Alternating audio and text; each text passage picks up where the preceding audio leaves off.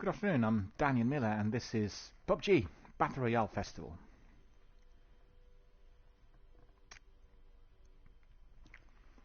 A very warm welcome to all of our friends, fans, community members, participants, squad mates and viewers worldwide.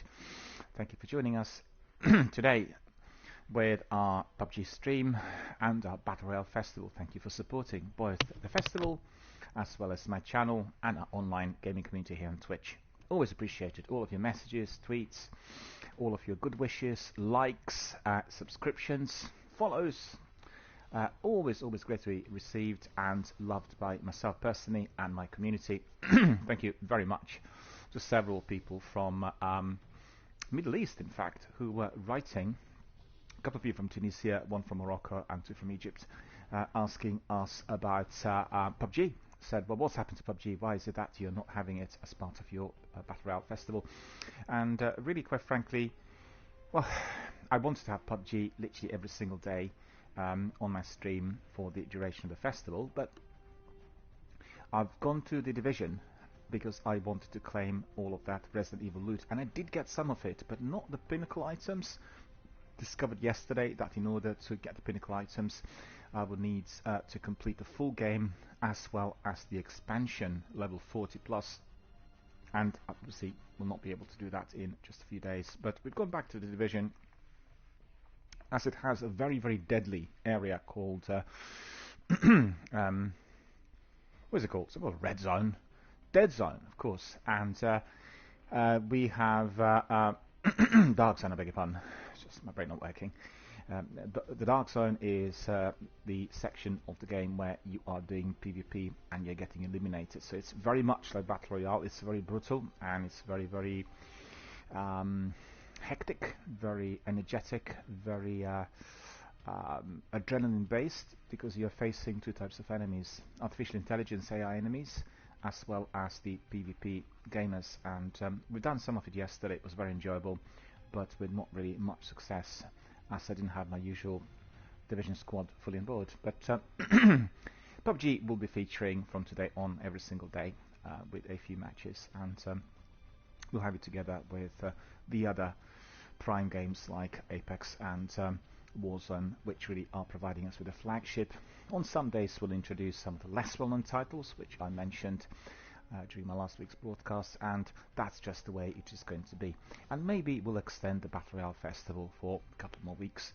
And you know, it's lots of games out there which we want to be streaming and playing and planning over here on my channel, but it's the issue of the time.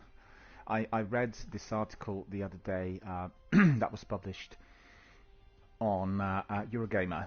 They talked about the future of Xbox Live Gold and Game Pass, and generally the ability of the gamers to crack on with as many games as possible, which in fact had been decreasing very substantially, I think, during the last decade.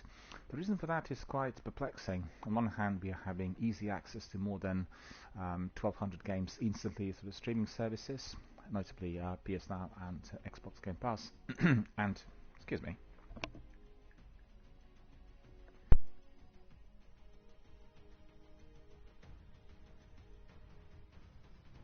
so therefore we are not in position, well, we are in position to access the games instantly rather than needing to wait for them to be delivered to our local shops, and we don't have to be purchasing them on a full price in order to try. So it's very interesting, isn't it? On one hand, we get a very large volume of games instantly accessible, but then we don't have time to get through them all, because as avid gamers, dedicated veterans, we are also completionists. We want to get through the game in full volume from the beginning to end. And what happens is Skyrims of this world, Mass Effects of this world, Destinies of this world, the Divisions, you know, the list just goes on and on and on, are not really allowing us to be hopping from one game to another. And you know, if you were listening to Jeff and Larry on the podcast recently, they both said that this is a serious problem, because they've got to be hopping from one game to another in order to see what is out there, to try out, to get the flavor of it, and the volume is just increasing. And some of the games really get in the full swing of things after you've been fully immersed in the open world. So if you're doing just flimsily initial few missions, you will not get the full flavor of what's happening out there. So it's posing a serious problem because quite frankly we've got this division between PvP games like Battle Royale, which are extremely popular, in fact the most popular types of games on planet at the moment, combined with open world explorative types of RPG stroke adventure games, some horror games, some survival games, etc, etc. So, you know, is it possible to fit everything in? Absolutely not, but you can try various games in order to get the flavor of what they're like. And the way I see it is playing Skyrim, playing Elder Scrolls, playing Red Dead Redemption, that takes up the majority of the space. But doing the games like PUBG and Apex and Warzone requires a lot of time and investment in order to master how to play the game. But once you're there, you can have every day maybe 90 minutes of regular matches, which will complement all the other activities that you've had. So it's just it's really a question of looking at a different sort of mindset when you're entering the video gaming world because of its volume. And we also want to be supporting indie developers and less well-known titles. This is what I've been doing on this channel. So it's interesting, isn't it? Because I started my channel with like 2-hour broadcasts, expanded to 3-hour broadcasts, 5, 6, 7, 8-hour broadcasts. I quite frankly could run it every day 24/7, and I didn't do that because of some other responsibilities and activities that I have. But I'm considering whether to run it in the following fashion, starting early in the day with adventure games, with open world games, with RPGs, you know, so we can do Skyrims and Mass Effects and Red Dead Redemptions and Fallouts of this world early in the day for a few hours. And I think these games are fitting for the very beginning of the day. I know, I mean, I quite like playing Apex or PUBG. Apex maybe Rogue Company, you know, the adrenaline-based games early in the day in order to wake me up. But generally, the atmospheric elements of big open worlds adventure games are more fitted for early in the day, doing Destiny, for instance. And by that I don't mean PvP in Destiny, but just the missions, the campaigns, and everything else which is story-based. And then as we progress in the day, we just up the pace with maybe some jazzy music, like what we had with Fuser during the last couple of days. I've not done it today because I'm a bit pushed for time, really, if I want to fit in all 3 Battle Royale masterpieces, and therefore Fuser will take up space, but we'll do a bit of it tomorrow before it disappears from the free access. And then as we progress in the day, we go to Battle Royale of Warzone, Apex and PUBG. Maybe on consecutive days we could just switch the games, but you've seen that overall gaming communities were really attached to one of those, and they were not that keen on migrating. I've asked some of my friends from Warzone to try out a few adventures in PUBG, but a bit, you know, I wouldn't say frosty, but they were considering it. They were not jumping in with both feet straight away, and it does take a long time to master the gameplay. These games require a lot of experience, tactics and skills, as well as you need to be having very fast internet if you're doing the PvP. You need to be just generally working together with a regular squad to know exactly what to do. You need to know the maps inside out, because you'll know where the best loot is, where you can go, where you shouldn't go, etc, etc. So loads of things to learn. So on, like, if you look at it from from the outside, you think, well, you're always doing the same thing. Well, actually, that's completely wrong. It's the same map, it's the same squad if you have your regulars, but every single time you're exploring the area in a way which is defined by the type of situation that you're facing, either in the wild. So it depends on the other gamers, i.e. the opponents, depends on what they do, how they behave, and there's never been 2 games alike. So it's a very interesting concept. You're coming to the same game, to the same map, you're walking to the same buildings, but the participants are different. It's a bit like if you had time travel. You go to one country and then you depart, you come back 100 years later, 20 years later, and you will find that everything changed. You don't really see the place anymore to be exactly the same. This is that sort of experience. Right, so the big news is Diablo 2 has been fully remastered. All the cutscenes have been redone from scratch, prepared for next-gen consoles and software and hardware, and therefore we are going to be getting it in its legendary remastered top-notch platinum edition later this year, and also accessible across the board on all platforms, consoles, PC, and I think Stadia and Android inclusive. So really good news, and it's the biggest news really of this weekend. Everybody has been you know, proposing a toast in order to celebrate, and we are going to be getting some new characters, some new special skills, some new gameplay, and within the well-versed, well-known world of Diablo 1 and 2. So very excited about the news, and as you could see, the idea of remastering or indeed doing remakes is becoming more and more popular as the next-gen consoles and technology will require it. And what better way to do it but just redoing Mass Effect trilogy, redoing Skyrim. Take a bit of time, but the results are going to be mouth-watering and utterly phenomenal. Think about Mass Effect and Skyrim being offered as a multiplayer. They can do everything in squads of 3 where every person can be your mate, and I think it's absolutely ideal. Obviously in Elder Scrolls Online they have this, but Skyrim and Oblivion are very different types of games, and personally I still prefer the non-online games of Bethesda's, because I think they have a specific flavor. They're very atmospheric. They provide you with a certain type of story that you're likely to be building over many months, because there's so many different characters and activities. With Elder Scrolls Online, it's a multiplayer, and you bring people in order to join forces, to communicate, to interact, and it's a slightly different direction, but the content of it, the graphics and everything else is equally interesting.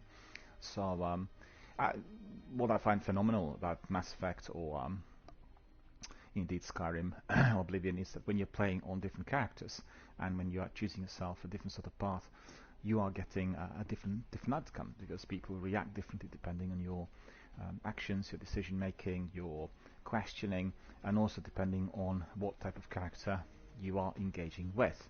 So infinite replay. I think quite frankly, for some of these games, if you were really that dedicated, you really can just play them all of your life. You don't have to have anything else.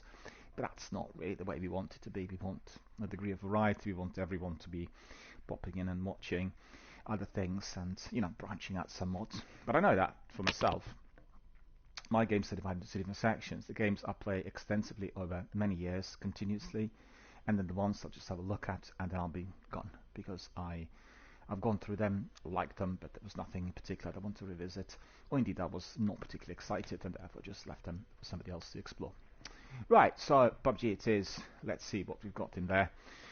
We had already today a stream of Royale Company for the first time here, part of our Royal Battle Royale Festival.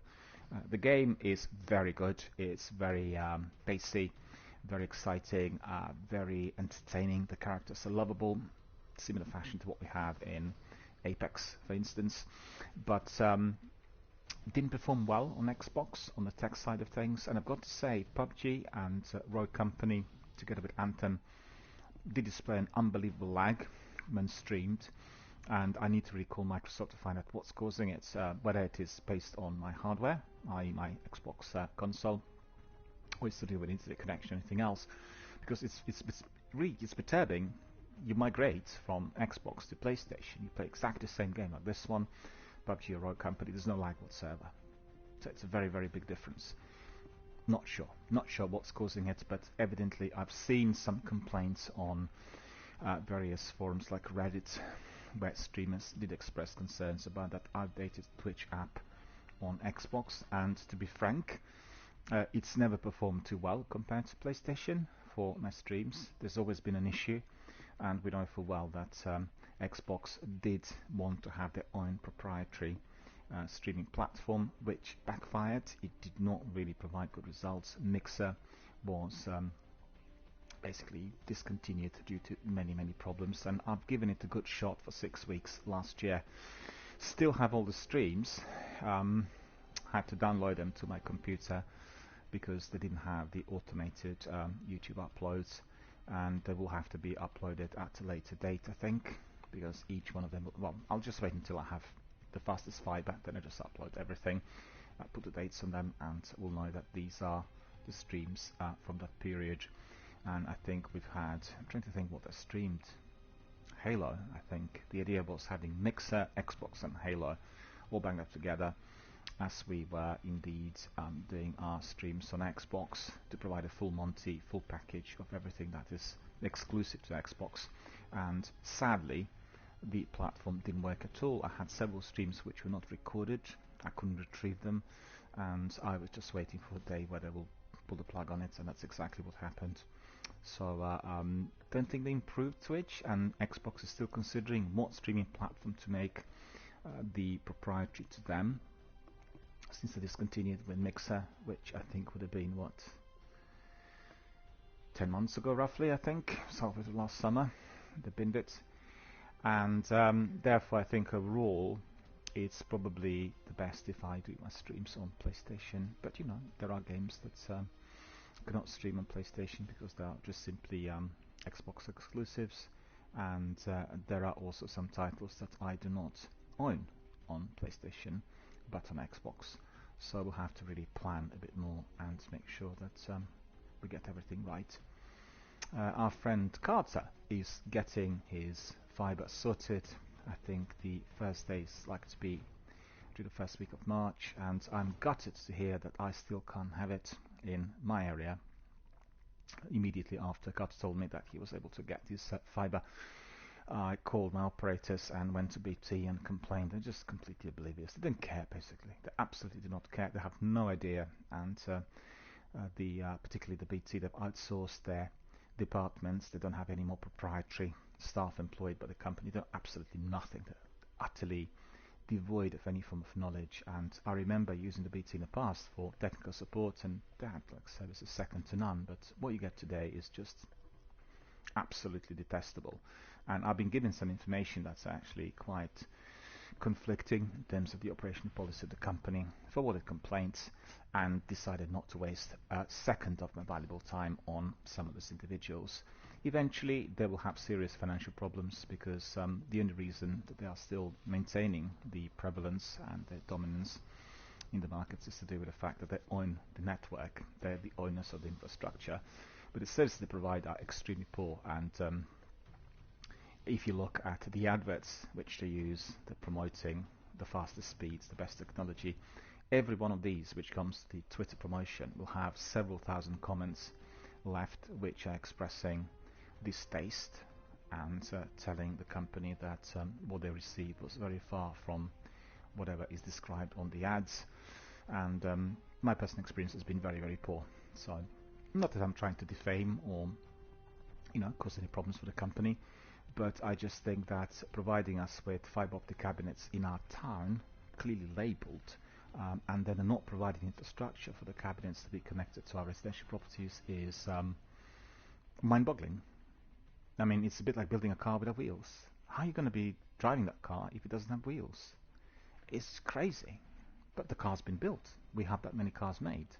It's that sort of logic. Anyway, long story needs to be cut short.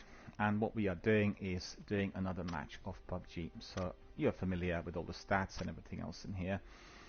PUBG is here not allowing us to be importing cross-platform data. We are having cross-platform access, but cross-platform data is not basically not enabled, similar to Apex. So if you attach your PC or PlayStation or Xbox, you cannot be importing the data. Just start from scratch, and I played it a lot at one time, and we basically decided to start from the ground up. That's exactly what we've been doing. So let me see who my operators are. Look at the customization. Who's my character? I thought that here I should have had some items given to me as special rewards, but didn't really find anything. But what's there? Because we had some perks given. That was on Xbox, in fact, to be fair.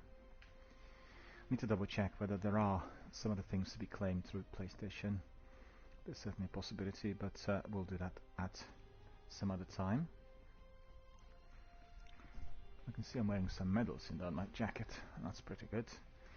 Pass, store, and everything else. Anyway, without further ado, we just go back to play, and we'll go to squad TPP, random map, and we'll crack on immediately. We have platform friends, PUBG friends.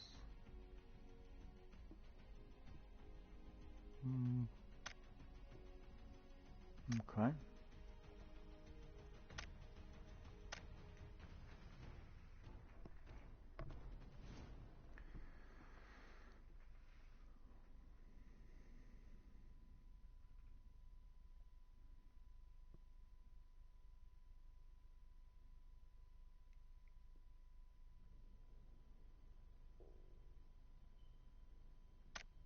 Let's just double check something actually.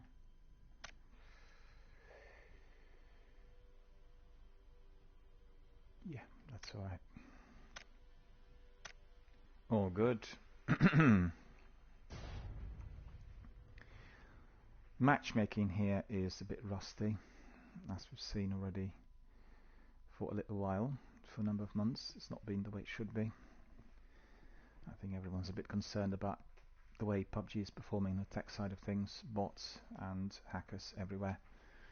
But still well played, very popular, particularly on PCs. And there's been wonderful news coming my way yesterday from Danusdi, who is also our colleague here on Twitch and a professional esports PUBG veteran.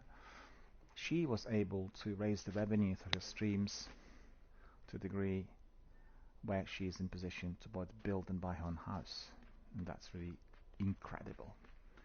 And we had information yesterday with some photographs indicating that she's buying her house. It's incredible. So thanked her community and everybody else who supported her during the last 4 or 5 years, and definitely way to go.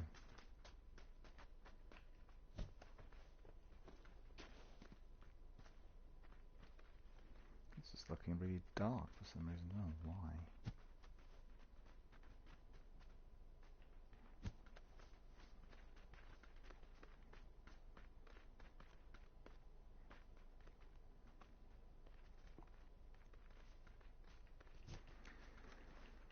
Well, it looks very kind of soggy and muddy.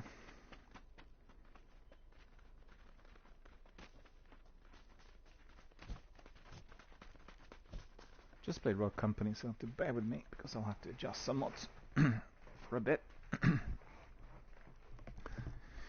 Not easy to be swinging from Apex to PUBG and then to Warzone. The games are quite different.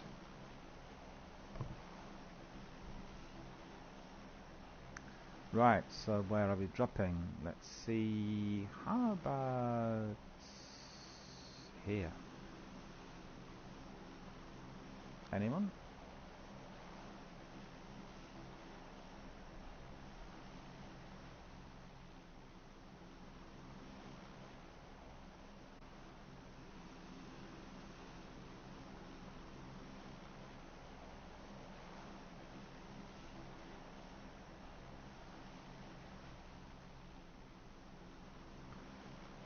Okay.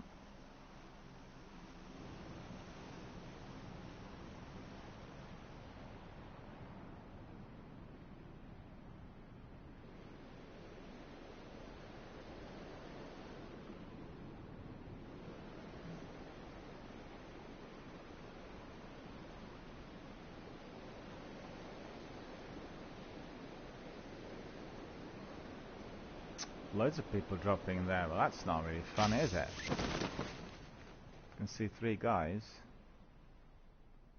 4 guys.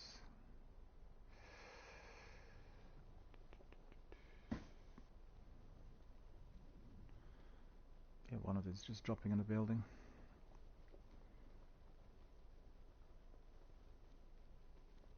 Okay.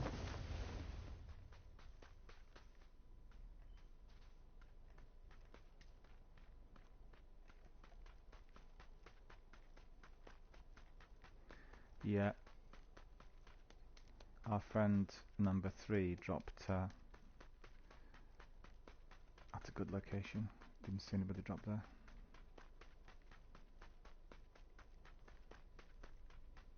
Actually, quite a few people dropped there where number 1 is.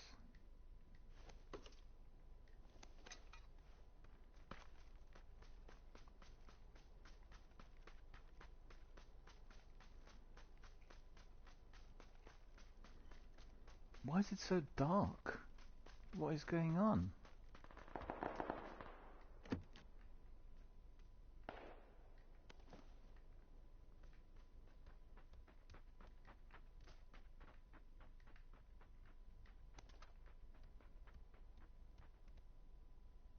TV's on.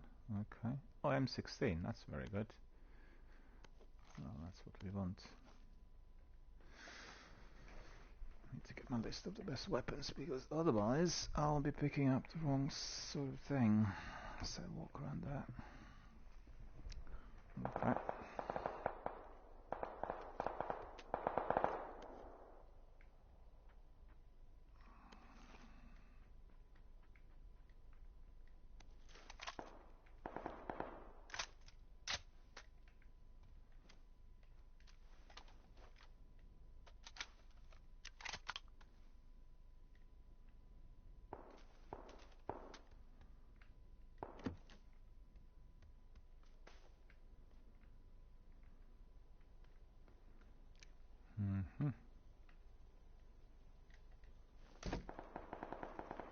Closed also. Oh, you looted in there already? Okay, thought so.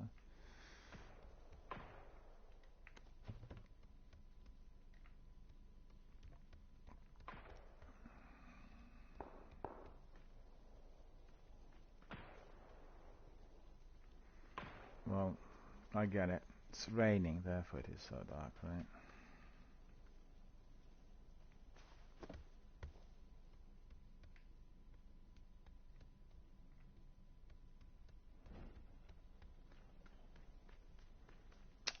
Let's see where friends are.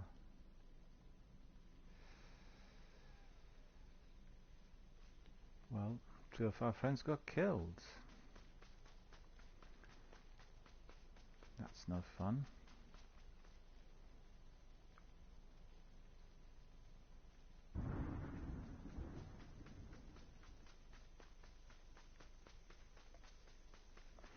Let me just try something.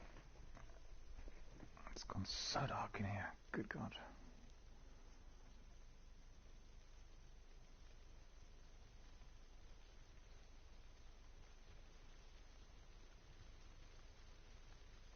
No, it's not better at all. Okay.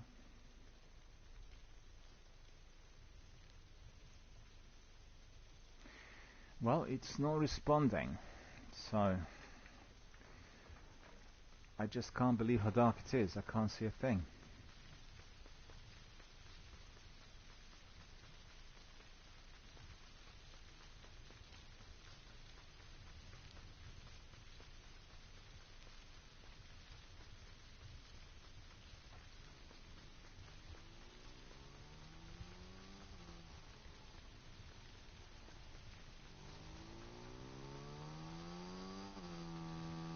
Yeah, I'm here. Cool. I'll jump in. Yep, got it. Thank you.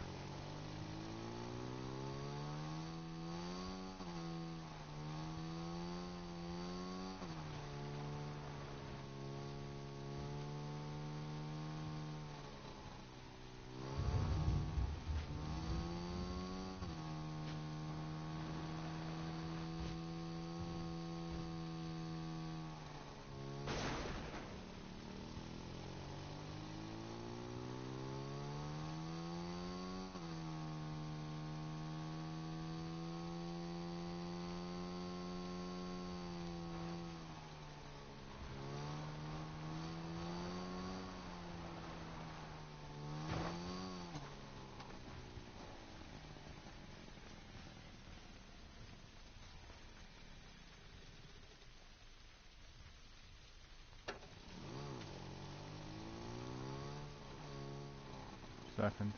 Get on it.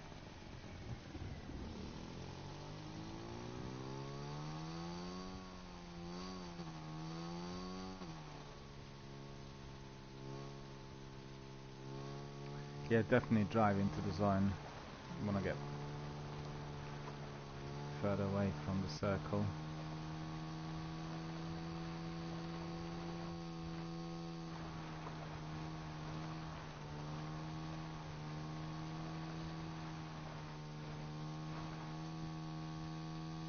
Yeah, across the bridge.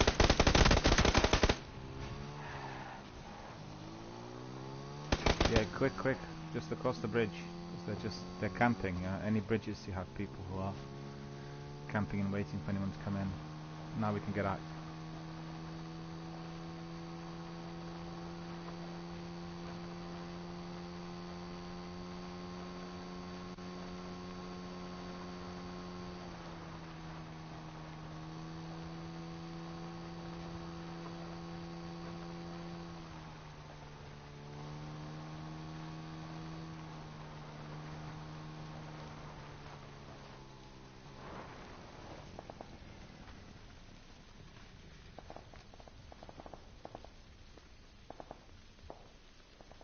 so dark I can't barely see. I can barely see anything.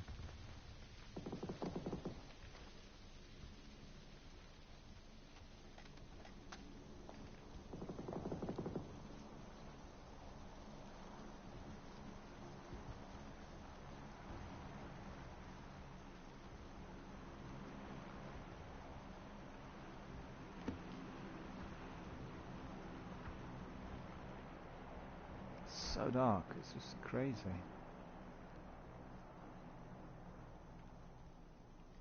It's very difficult to play PUBG on consoles. Much easier on Android and most important PCs.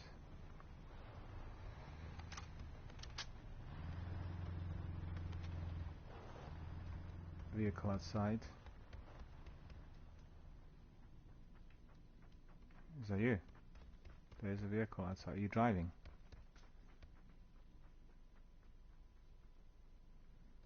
I need to check main entry. Need to check main entry.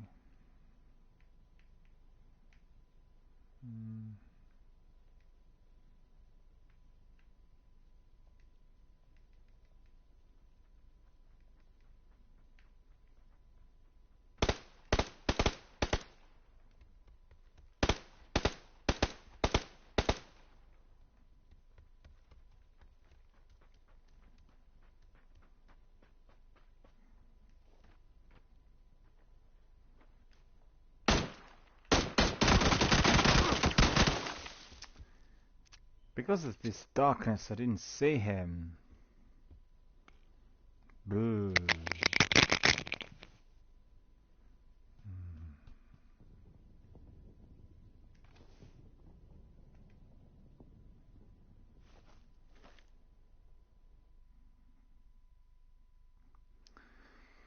Well, not too bad for warm-up. Down to the last 20, but I'm generally down to the last 10. So it'll depend, obviously, on a team that you're with. It's not the same if you're doing it by yourself. And, you know, it's all about team effort in here.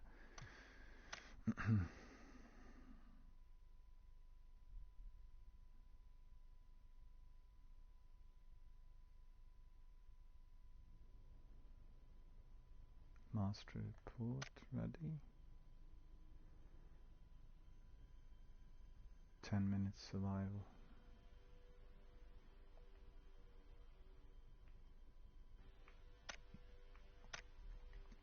Okay, we'll forget about this. No important. Play.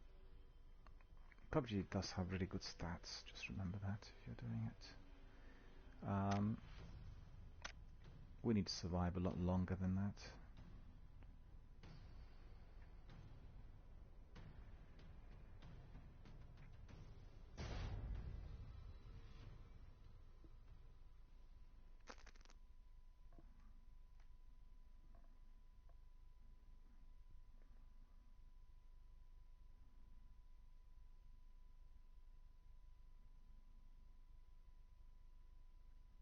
Need to see whether my settings are left on too dark. Don't remember the game being this dark before when we played it and during my last stream, but need to investigate, need to find out.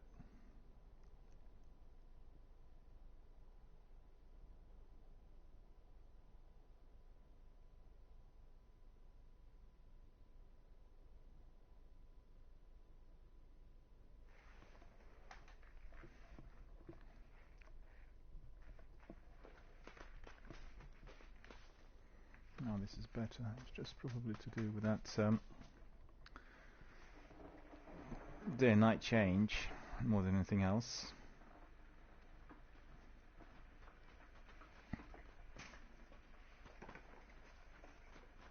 Day-night cycle. Keep forgetting what it's called.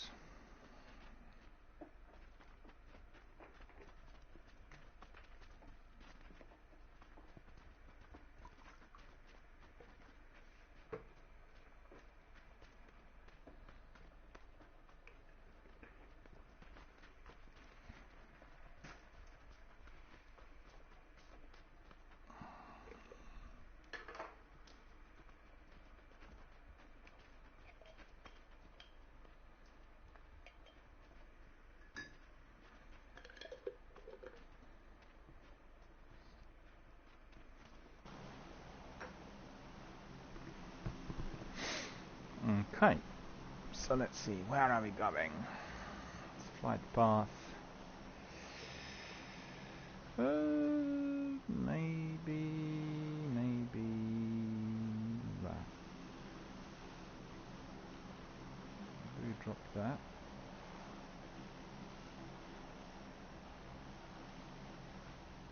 Anyone?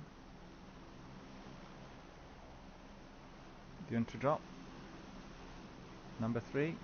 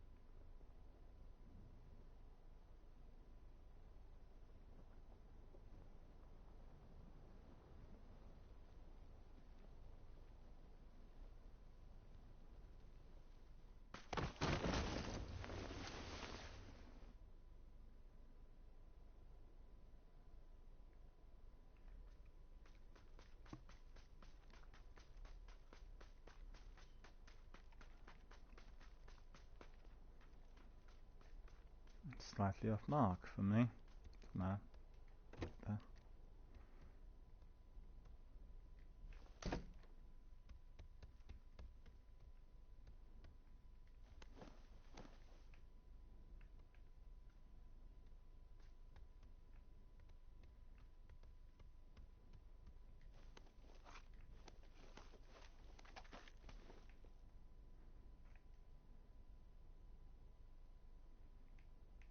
Okay, that's good. At least we are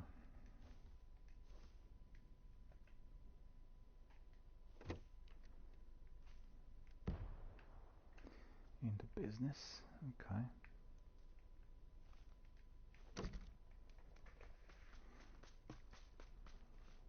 I'll join you shortly.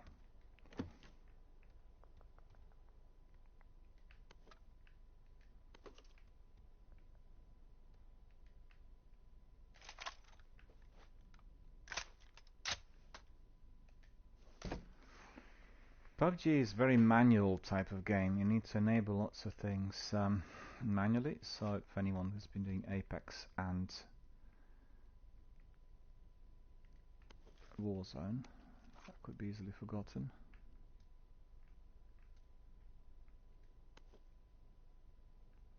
To M16, so that's not the best thing to do, is it?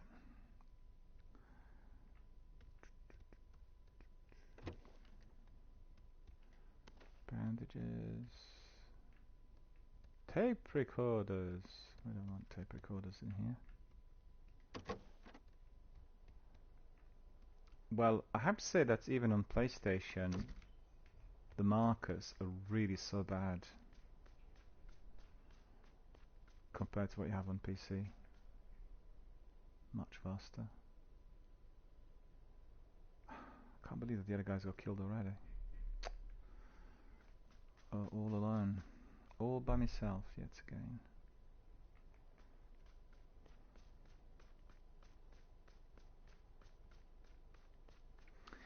You know, PUBG is a game where you do not want to have early contact. You want to really avoid it for as long as possible. And once you're down to the last 10, then it's all nice and easy.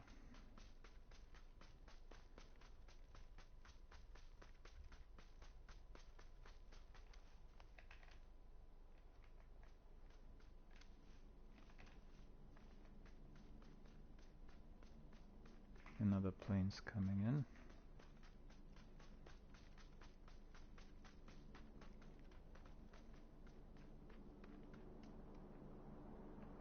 Pick that up.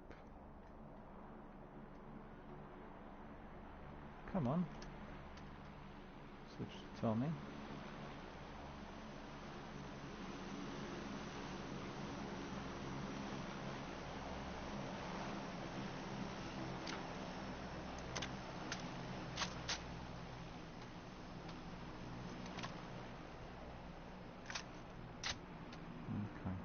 Tommy and M16.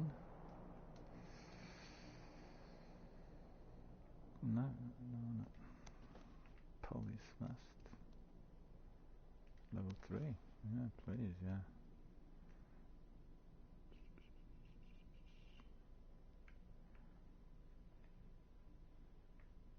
Compensator. Okay.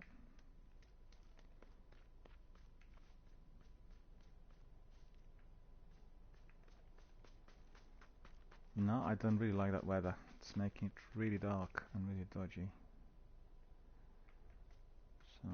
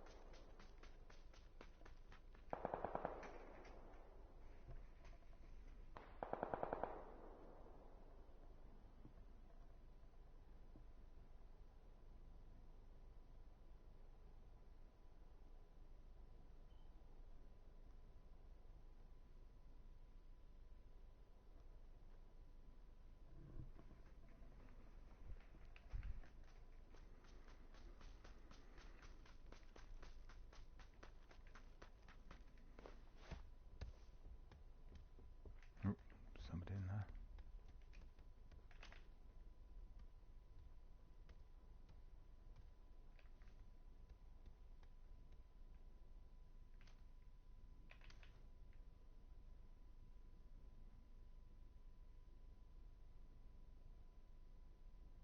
Did he not see me?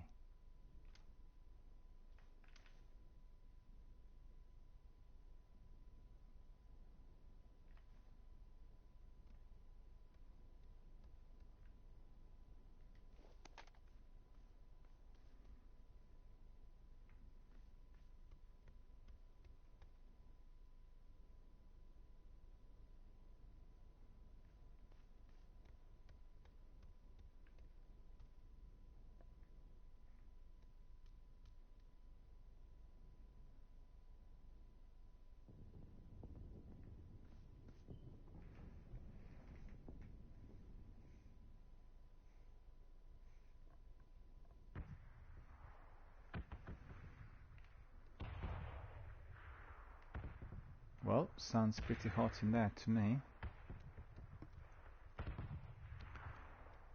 And I want to see where this chap went.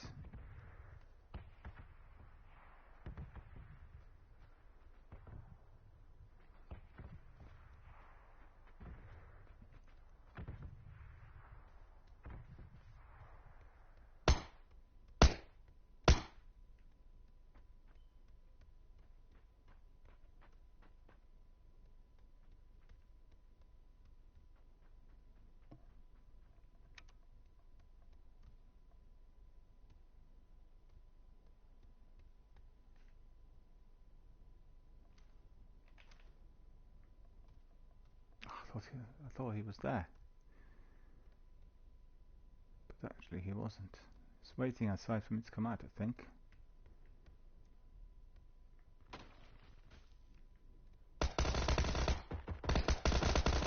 Well, we know what that is.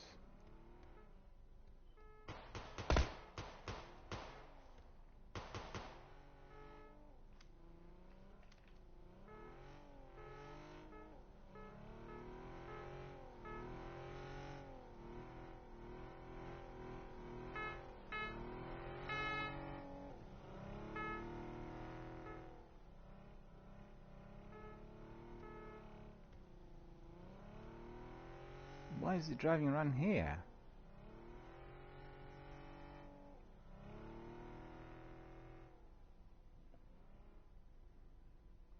Probably waiting for his mates. No.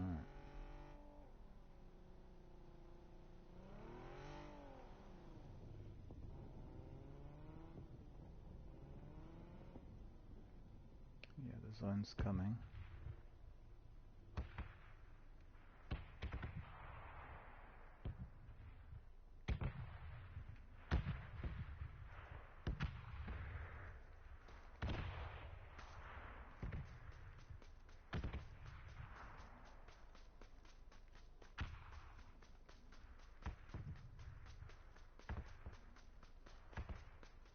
Or is that him? No. Foliage looking a bit like a hostile.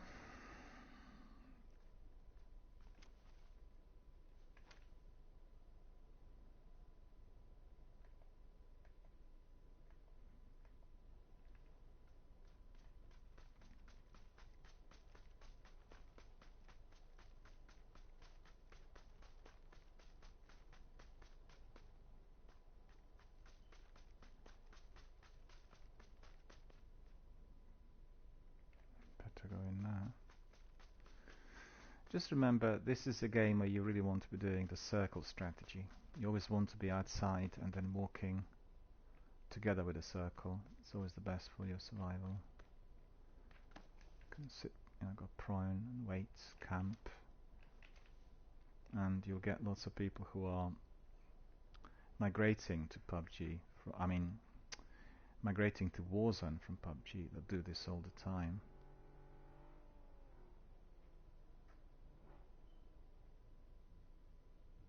And make sure you're also using the highest quality earphones. Your headset needs to be top notch, because in this game it's all about your sound. It's about the sound detection.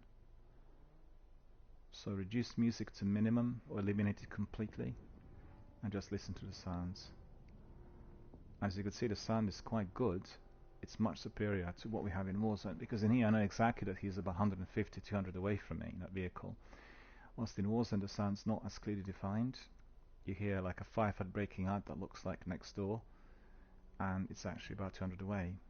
So it was more of a problem initially. I remember discussing it with my squad mates, and they adjusted the sound somewhat, but it's still not as good as it should be.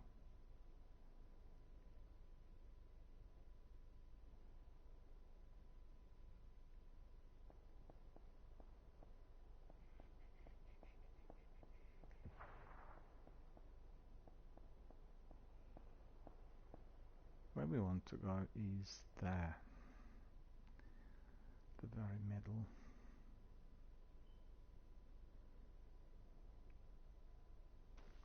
"37 alive." Well, maybe, might walk to the top of the hill. Hang on.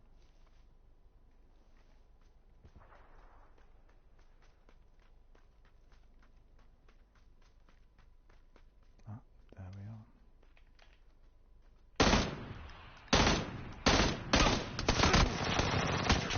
The other guy engaged me from behind. I've heard him. Death cam. Want to see where he was. He was doing well. I should have stayed where I was. It was just, I was thinking if I go to the top I can have a better OP, but there was no need for that. I was at the perfect spot. Yeah, he saw me. He saw me when I started walking towards the top. Oh, I see, he's his mate.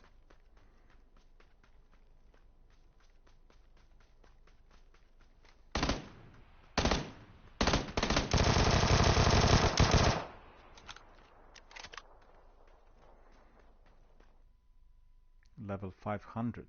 Well, that's a good experienced player. Right. Wait a minute. Team survival to 60. Hang on. We'll get our stats, be able to see.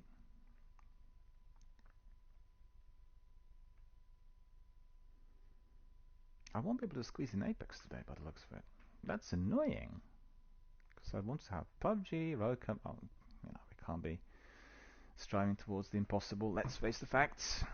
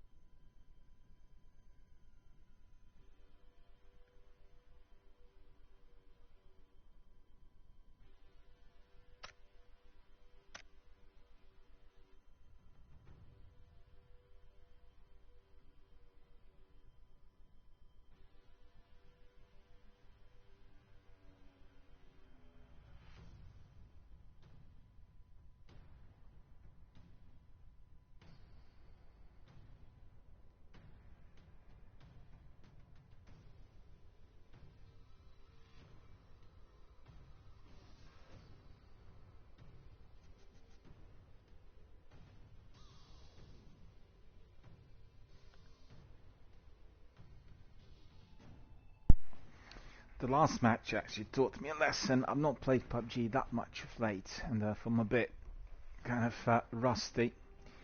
If you have a good position, do not abandon it, hold it as long as possible, because having a good position will help your survival and everything else that you need to do here. No, that's not it. Come on. No?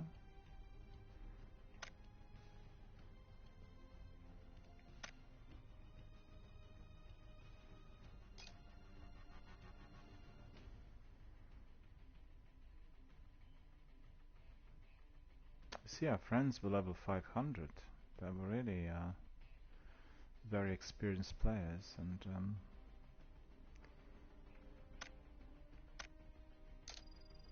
I think 500 is the top level at the moment.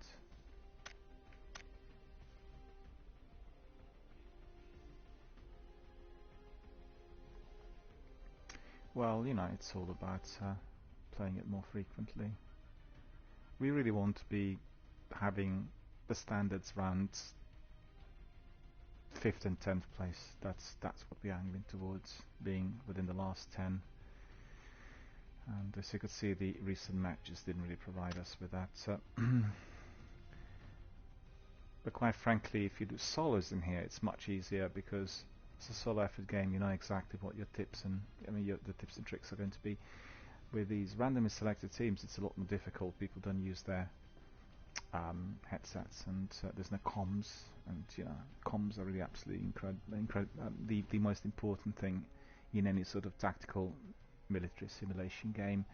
But on the other hand, you also have lots of different things that you need to learn in order to play the game successfully, like for instance manual switches, where you need to enable mods on your weapons, whether you're going to have burst automatic or repetition on SMGs, and you know, all sorts of things. Like navigation is important, knowing exactly where you are, where you're going to be going, and you'll see that on your map you need to be following your compass rather than having things on the surface, and that makes it sometimes difficult to know exactly where to drop.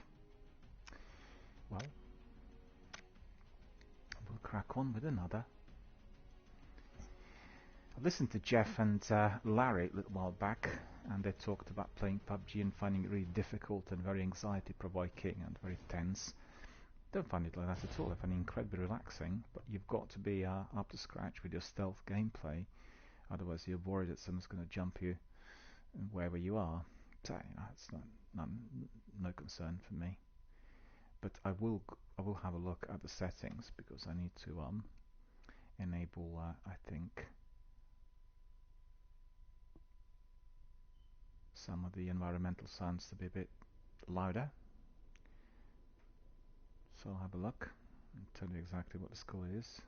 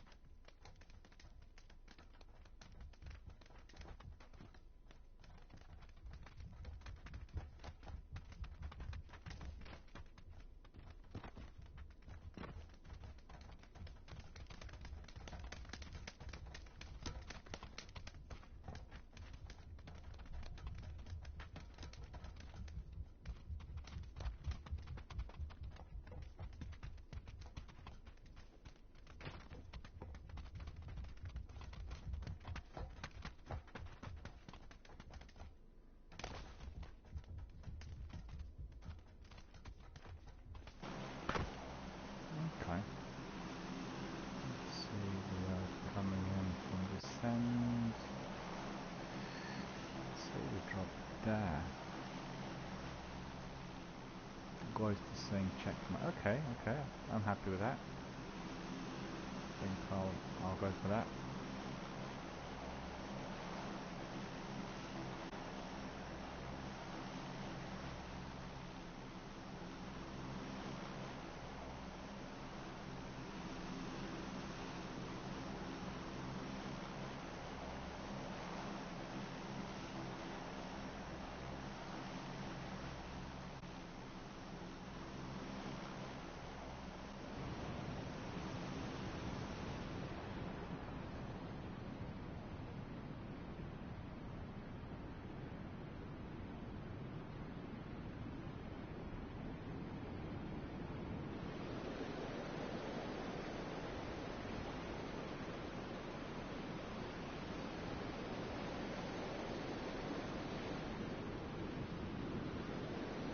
One guy's on your tail, fella. Ghost. You got one guy on your tail. Can see him. Two of them, in fact, not one, two.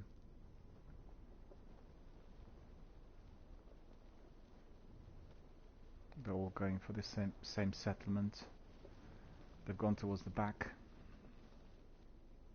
Two of them.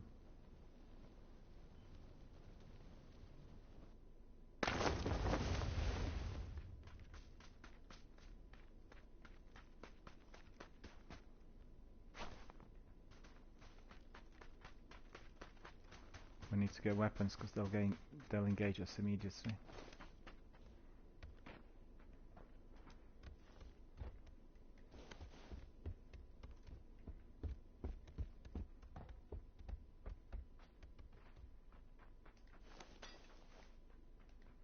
Come on. It's a bit tricky picking up items here on PlayStation. It's not as fast. When you watch Danusdi when she's picking up items on her PC, it's so rapid. Well, Lilithy and Rapunzel, they'll do the same.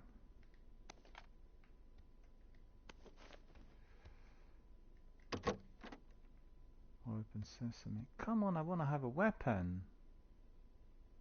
Scorpion.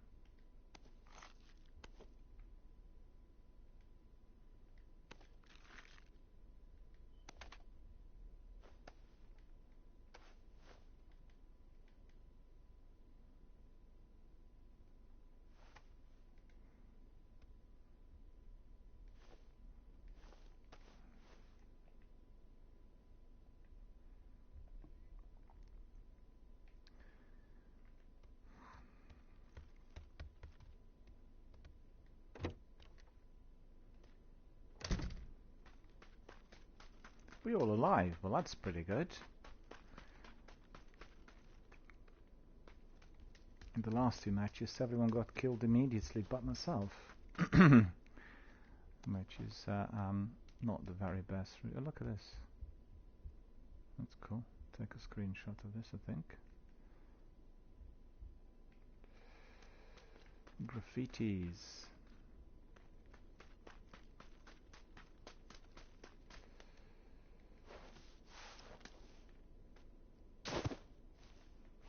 Did I break my leg? Not really. No, it wasn't really the best thing to do to come in here. So I friend looted everything. Frequently get people hiding in toilets. No one in here. Oh. 6 mil you left behind.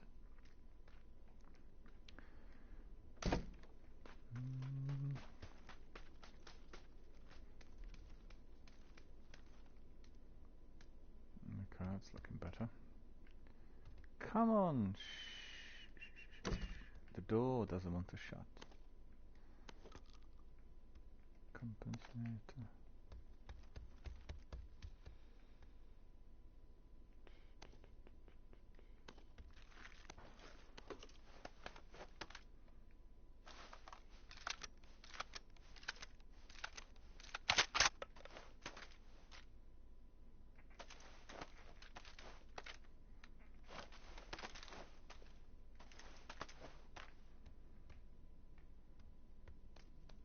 It's a a bit odd, isn't it?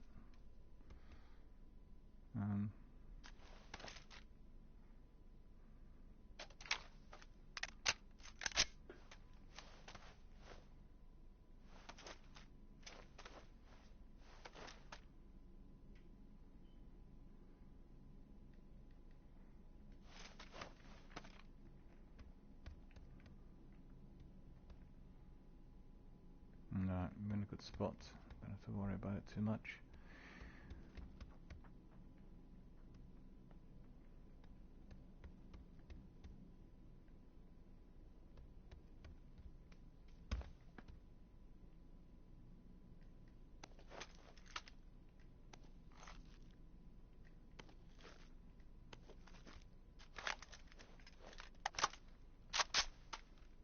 Right, we definitely have somebody in here.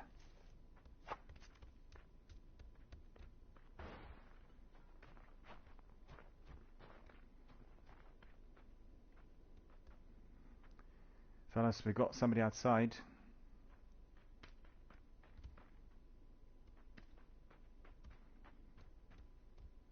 Oh, he's going to come in. He probably spotted me. He's on the other side of the building. Number 3, have a look. Probably can see him. He's walking around the building, exactly where I am. Can you see him?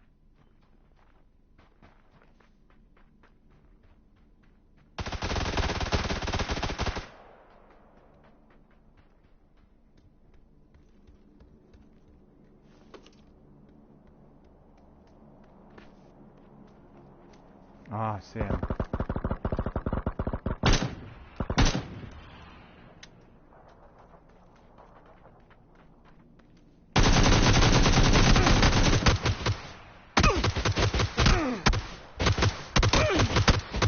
His mate engaged me. His mate engaged me. He was willing.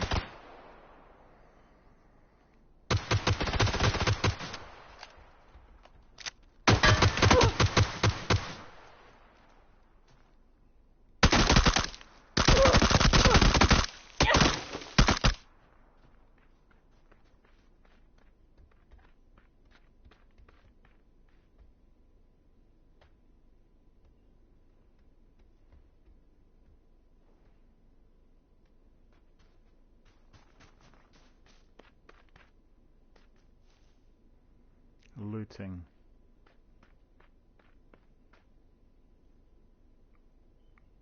So what's happening? Why is the game not progressing? This wasn't a very good score really. We got jumped too early.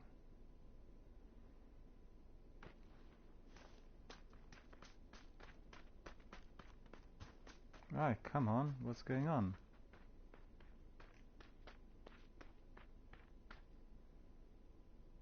Why is I can't see our mate? I can't see our mate at all. It's all gone, frozen. Look at it.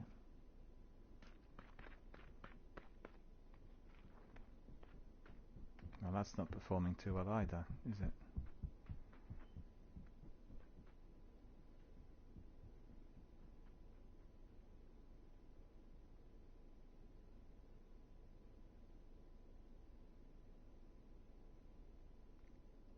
Lots of people reporting problems with PUBG, and you can see that this is definitely not performing too well.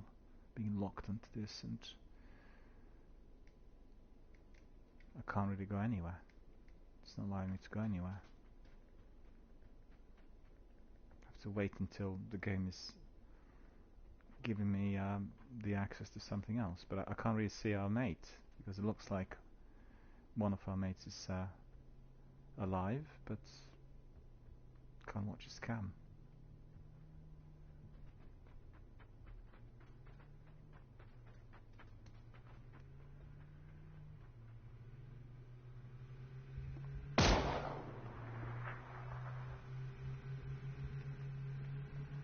Completely frozen. Look, completely frozen. I can't do a thing with it.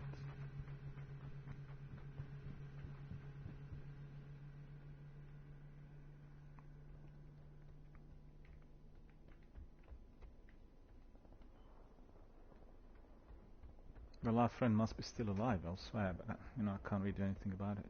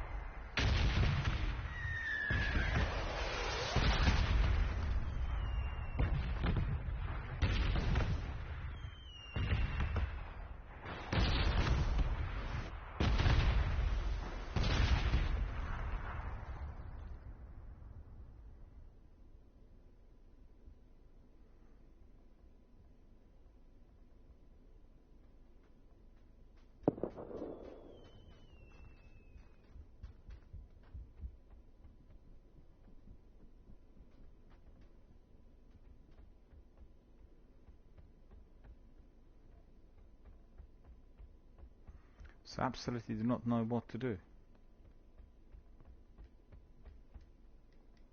Completely locked.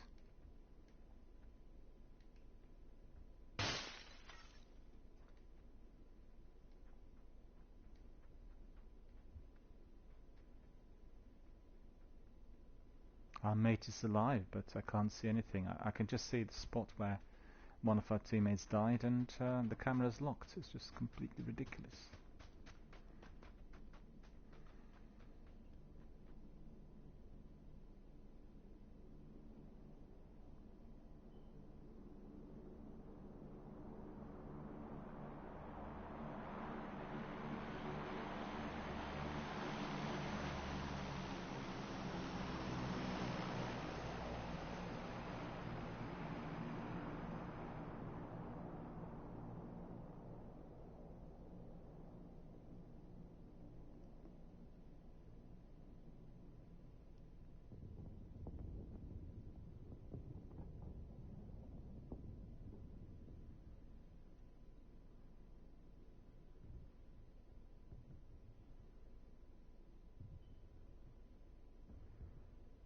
It's reasonably warm tonight, but looks fit.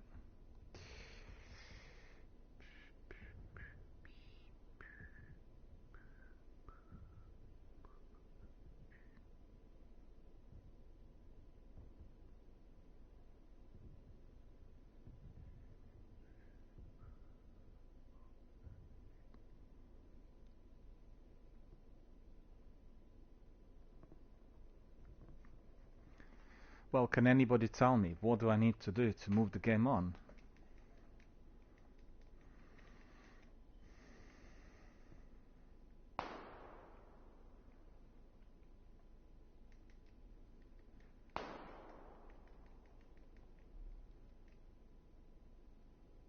Looks like our friend is still alive, but I can't really watch your cam.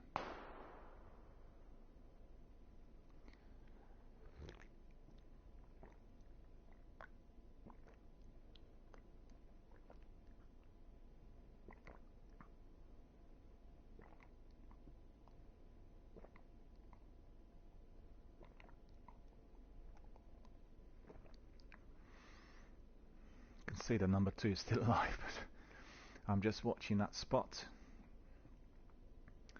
And the game's just completely locked. Can't do anything.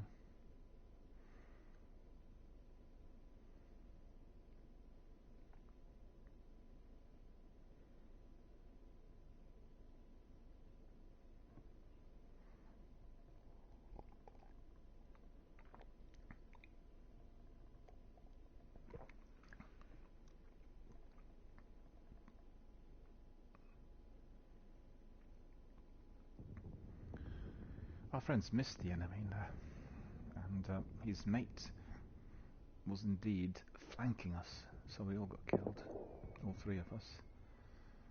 Not sure whether it was just 1 person or 2, but I did hear 1 person walking around the building before I got out.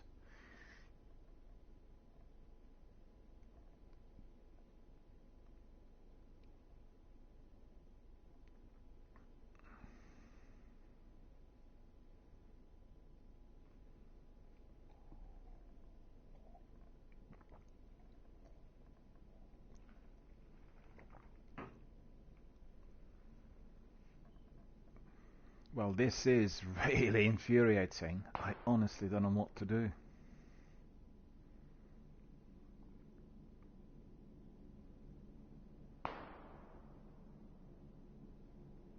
I can't believe that the developer is not providing better maintenance.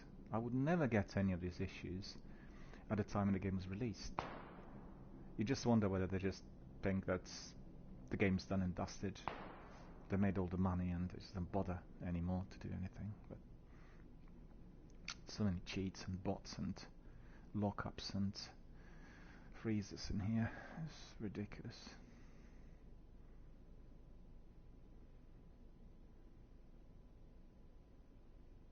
Looks like our friend Lexa is still alive.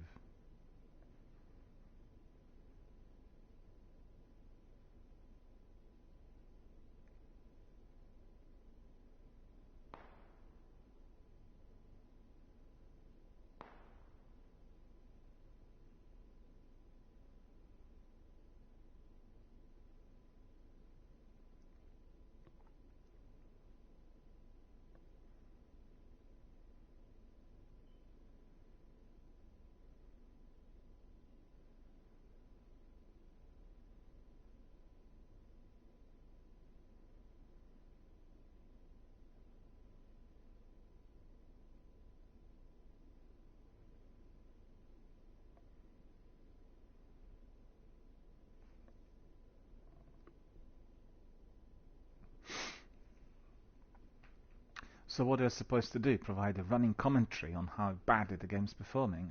It's running our Battle Royale festival. We want to see a lot more than just one spot where we are locked and frozen. Our friend's wondering what on earth is he going on about, but we are streaming PUBG live on Twitch, and keep talking to my viewers and our friends who are accessing the game. My stream on various platforms. So what is going on? Nobody's dying. 41 alive. Look at this.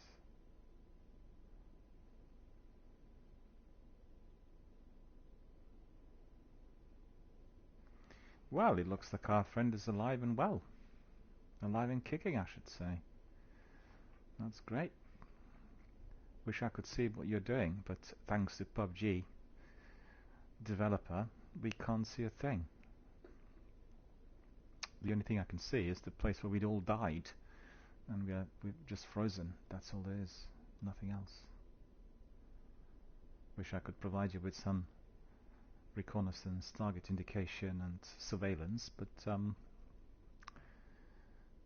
unfortunately my hands are tied.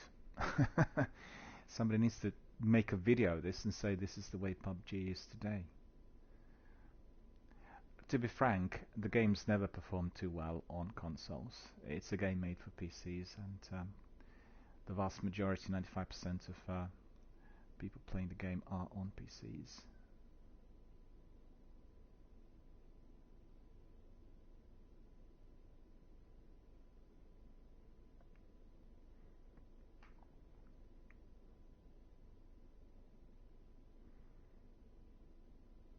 Well, am I going to be alive to see what our friend's doing?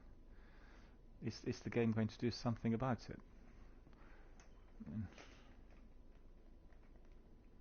Keep pressing all the buttons. The only thing I get is block this player. That's all there is. Everything else is completely and utterly dead. Not responding to anything.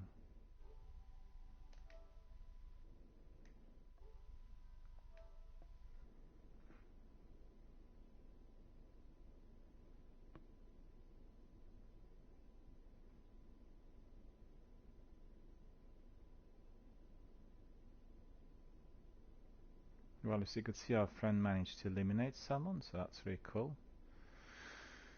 It's down to the last 10 teams, and therefore he got eliminated.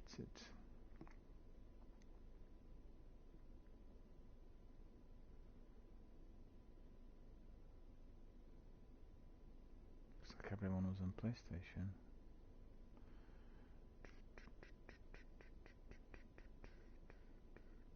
Spectate. Probably not going to allow me to spectate.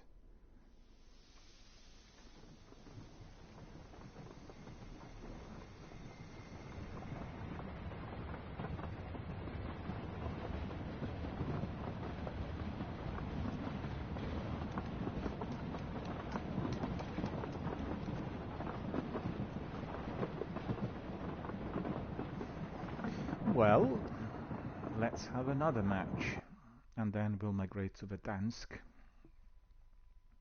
It's been a, alright experience, I guess. I survived quite a bit in one of the matches, but not really up to scratch, not up to my standards here in PUBG so far, generally. And I need to be performing a lot better in order to level up faster and get some loot, get some XPs and some of the items that I want to be having. We also want to have funky outfits and costumes, which is really a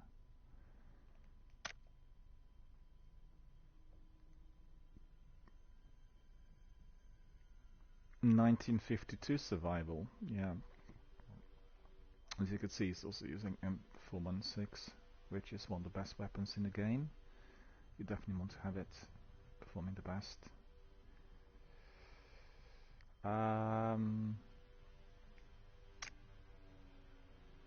Number 12. Okay, so that's a good result. And let me see, daily, weekly, challenge, seasonal.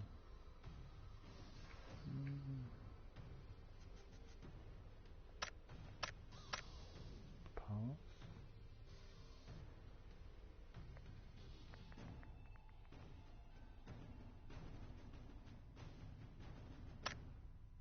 No, that's not it.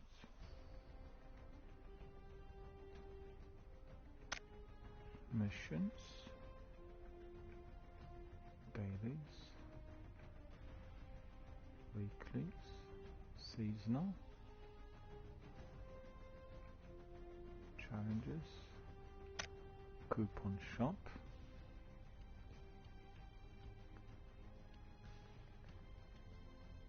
No, not really interested in that. We want to play season 10 indeed. Start.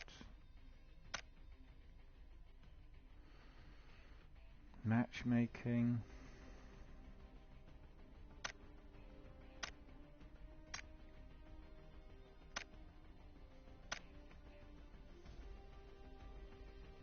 Bit rusty. PUBG Global Invitational. There are tournaments played in Korea at the moment, so you can be watching this on esports section there and voting and doing other things. Remember that.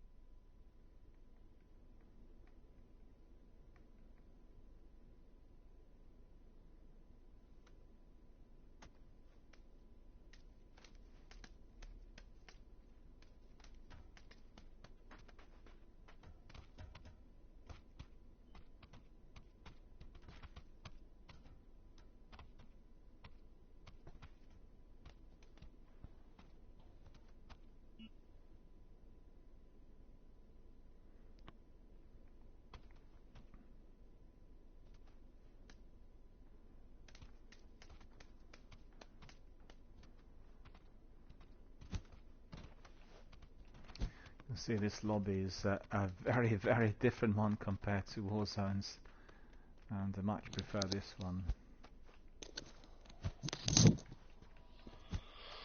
Hello. Hello, how are you doing? We are streaming live on Twitch, just that you know if you're using a mic on a family-friendly channel. Hope you're well. Yeah, on Twitch. That's This correct. moment. That's right, yeah. Yeah, very nice. Is your name, no? Yeah, it's the same one, DRBMiller channel. Okay. Be able to find it easily. You just have Yeah. to say, you know, I need to say to everyone that we're streaming live because some people don't like participating live if they're recorded, you know, with the voices and participation. And it's for the legal reasons. I need to tell them, you know, on a family-friendly channel, Perfect. people don't swear. Yeah, meet me other problem. Yeah. Well, you Agree in the game. Sorry, I didn't understand.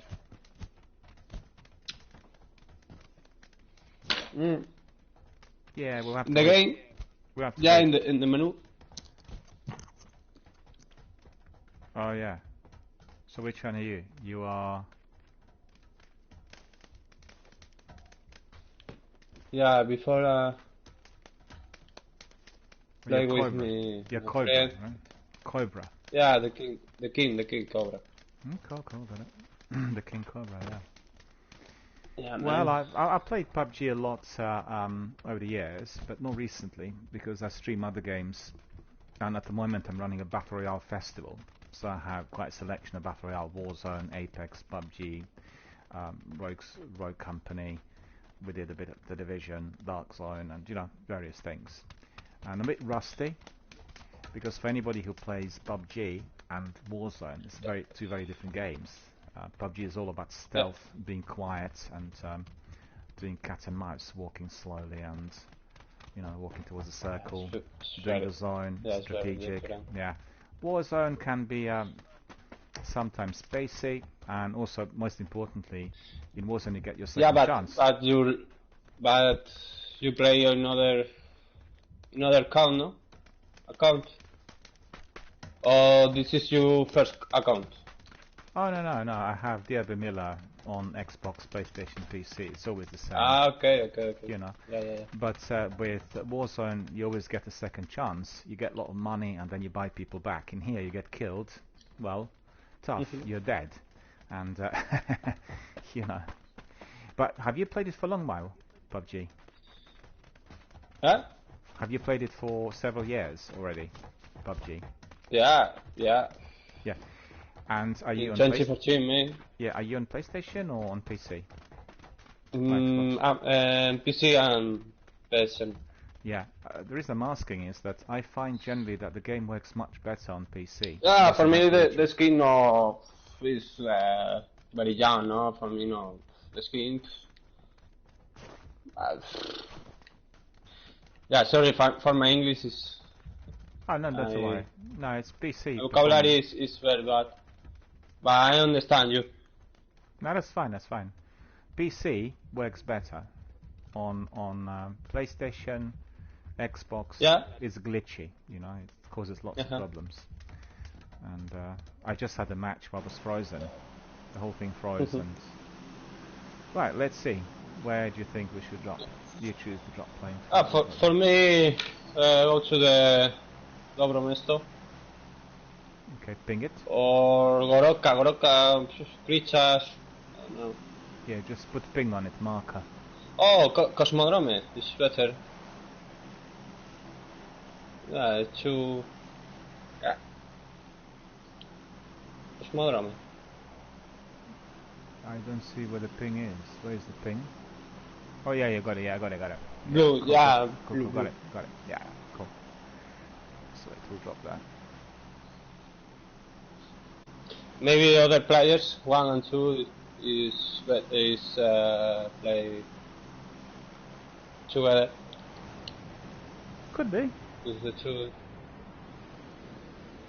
Because Call me? No, call me, no. No. Maybe the player 1 no go to Cosmodrome. Oh, walk. Jump very, very fast. Okay, go to the Colmin. Go to the Colmin, by 4.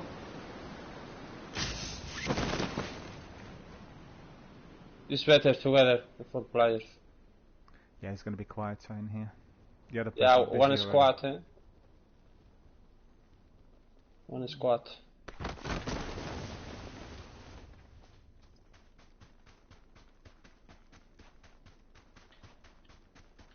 No!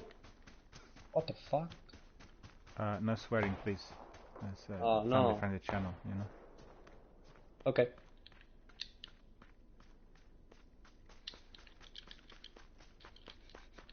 I'm just behind you. Did you see an enemy? Anybody out there?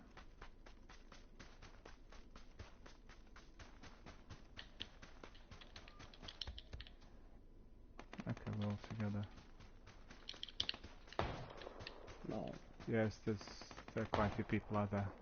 A lot of contact.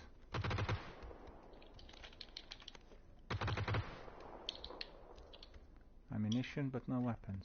Oh, that's no use, is it? From me.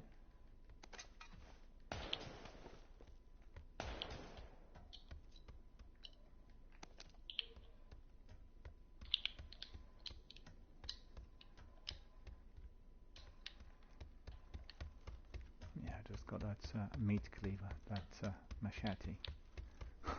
Anything else?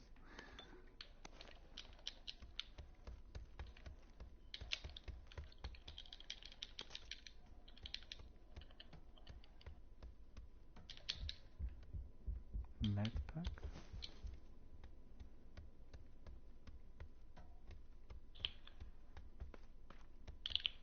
The factory left. I haven't got any weapons. No? No, so far nothing. Anything done here? Need a weapon. C4 here. Okay, outside.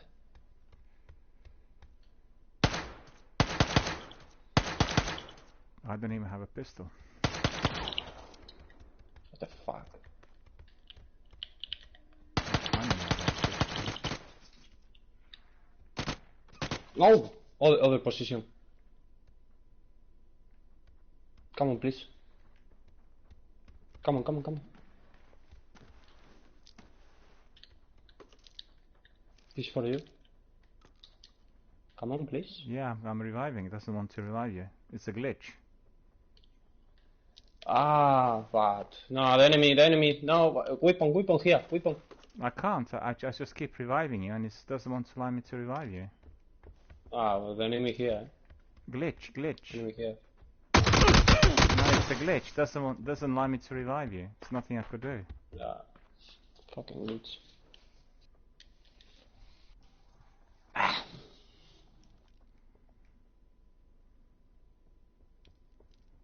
So glitchy. You could see I was pressing the square, and I couldn't revive our friend. It's ridiculous. Really bad.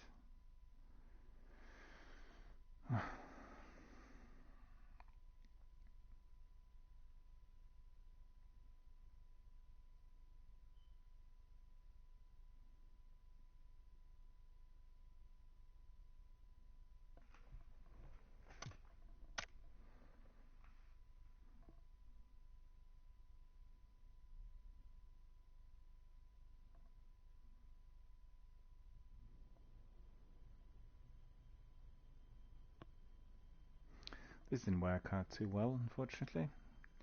We dropped in a hot zone, and that really caused us all kinds of worries.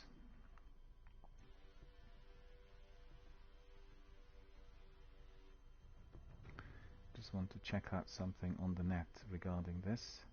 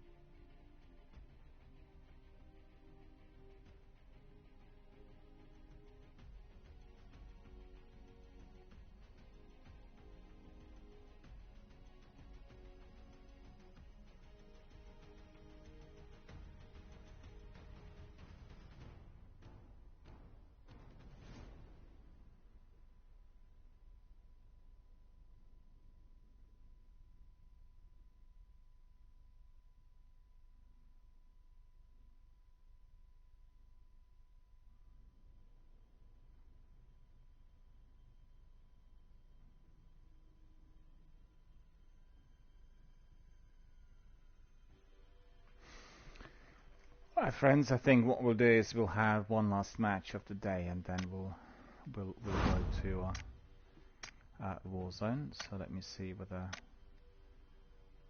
we'll have a bit more fortune compared to the last one. Our friend did choose a very hot zone, and it's hard to survive there without proper weapons, and we had nothing. And then you could see also the worst of all was I tried to revive him, and then there was this glitch, and the glitch was preventing me from reviving him, and that was ridiculous. No idea why. It's just glitchy. It just seems to be very glitchy both on PlayStation and on Xbox, and even more so if you're streaming. So that's very disappointing, because we want to be streaming PUBG very frequently, and you know.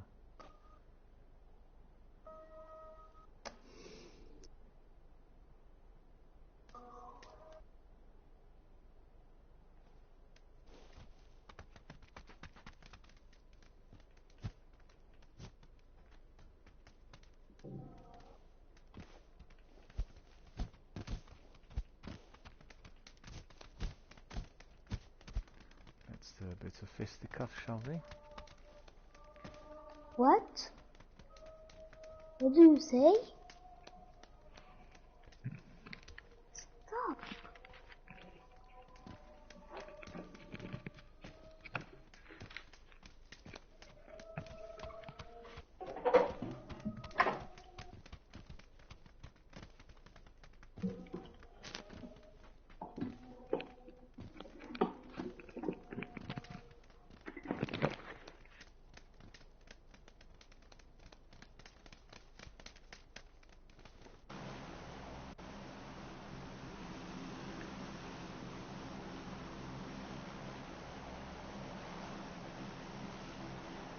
Let's see where we are going to be going.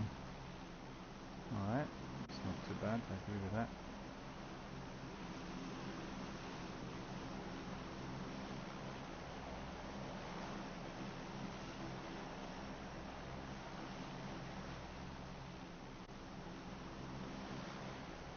Similar to Warzone, this is not a game for children.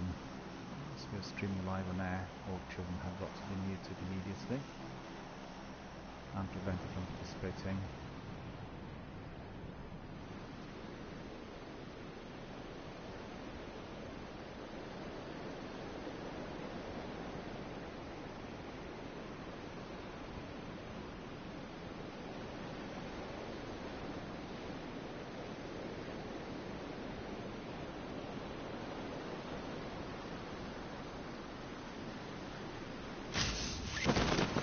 There are some other people in there.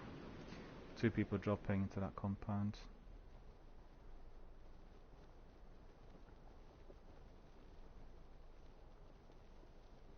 Not seeing anybody drop in here where I'm going, but I can see 2 guys above me.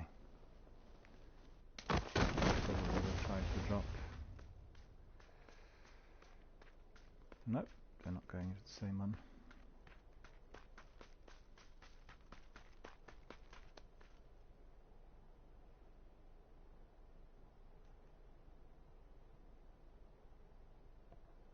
Right, it's taking shots, okay.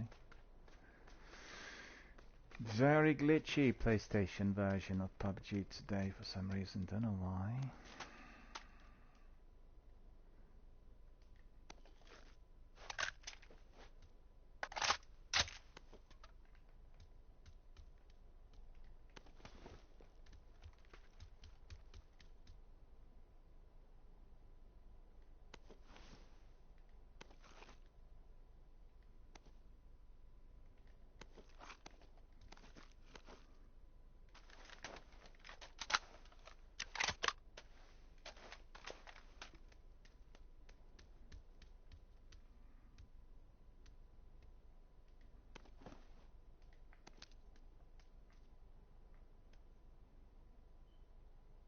M24.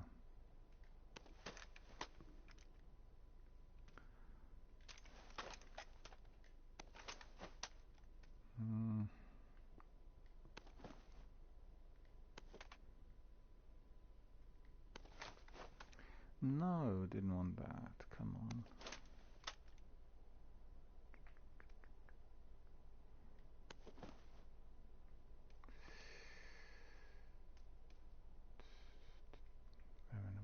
going on?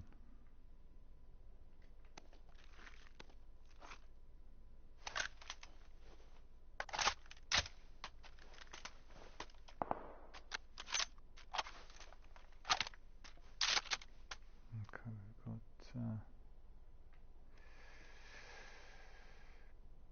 let's see, what have we got? 762, 556. Alright, we don't really need some of it.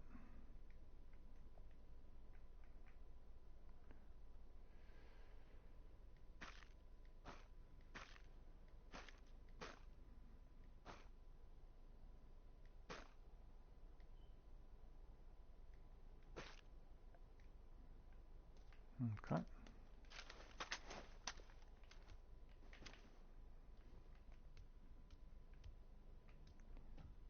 See where our friends are.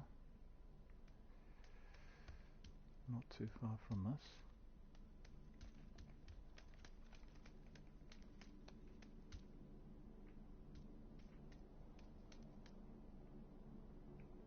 Okay.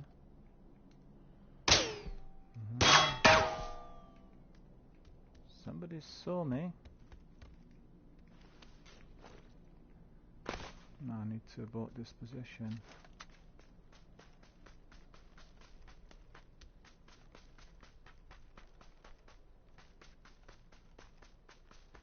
He probably will be chasing me. Didn't see him.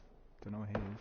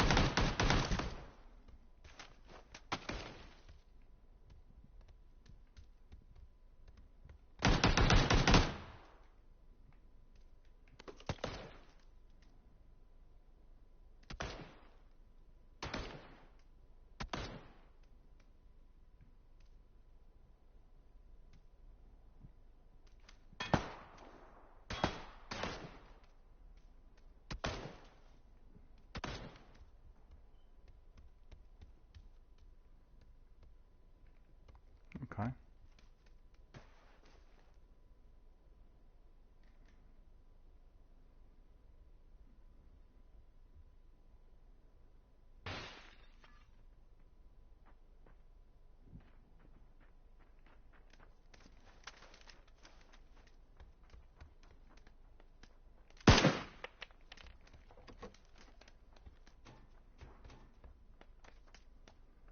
Careful, he's coming in. He's down on the ground floor.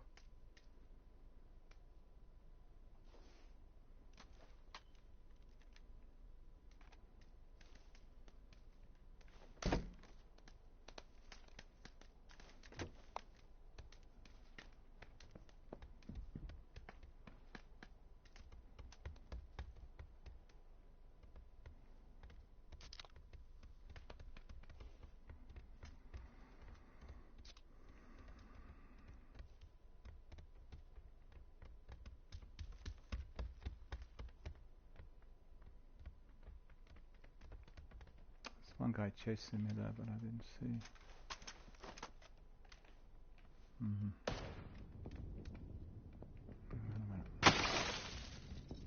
What? What was that?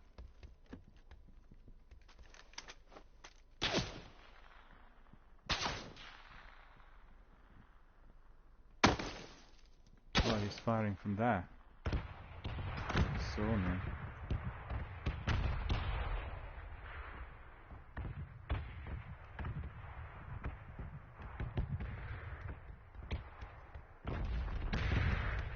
No, yeah. It's two separate guys. One is from the front, the other one is from the back.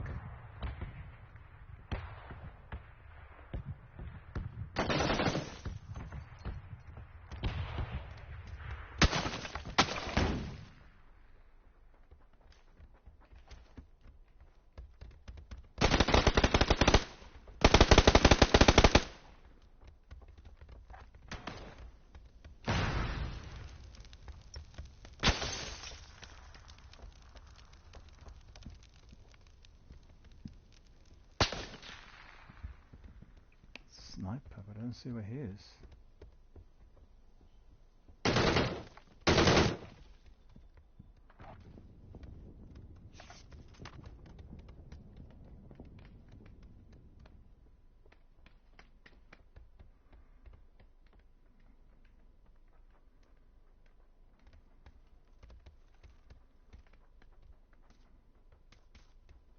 Oh, there he was. Okay, fair enough. Hang on, I want to see what he's got.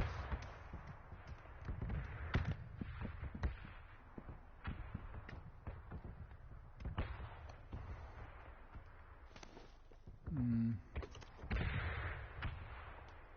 762.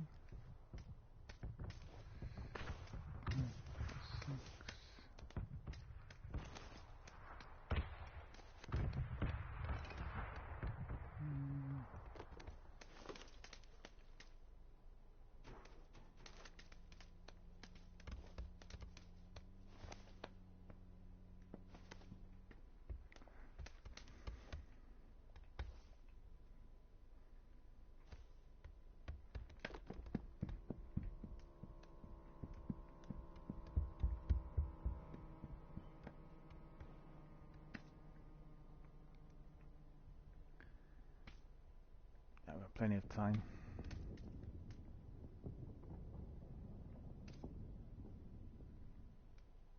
Yep, I'm sorted, I'm alright.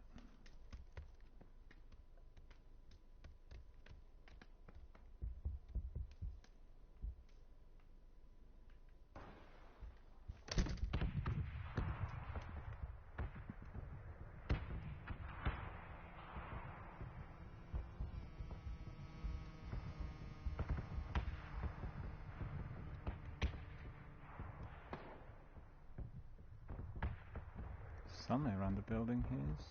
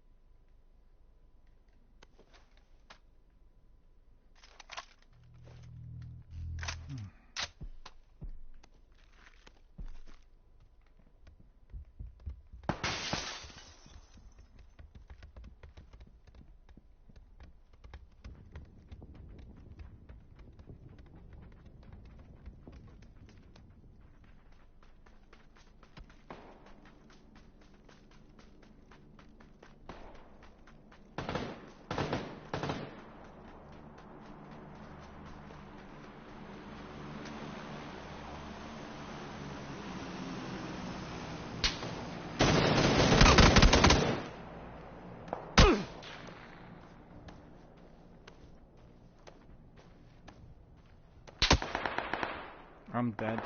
I have no idea where they were.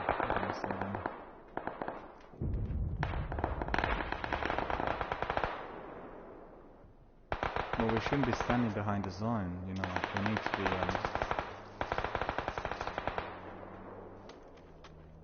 be, you really need to leg it, get on a vehicle and then drive, because you'll be dead.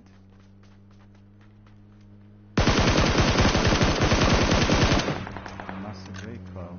What a shame. Watch the vehicle. Walking. Yeah.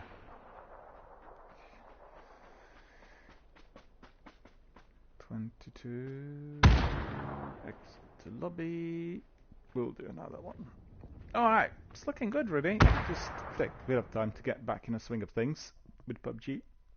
But incredibly glitchy, I've got to say. So, need to take a short break. Back in 1 minute.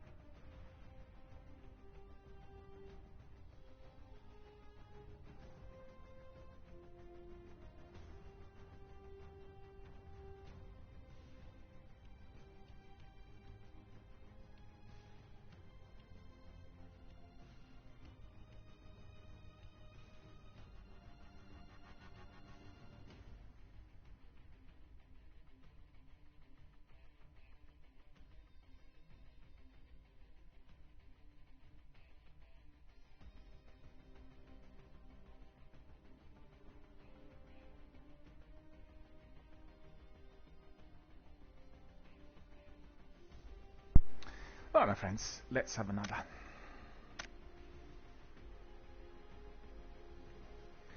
Not had really lots of success, I've got to admit. My usual standards are not really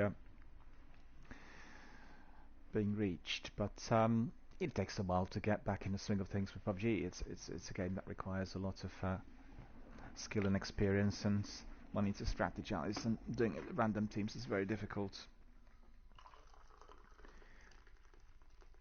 I've had a couple of teams last year that were doing it together with me, and I've not seen anyone as yet, but on the other hand we were also playing it on Xbox.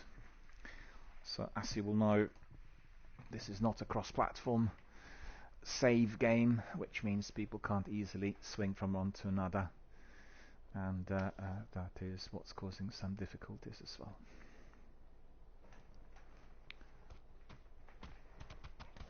Well, the matches today were a mixed bag.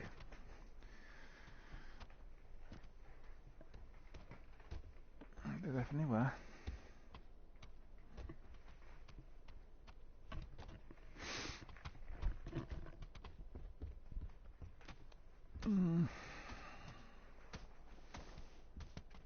Let me think.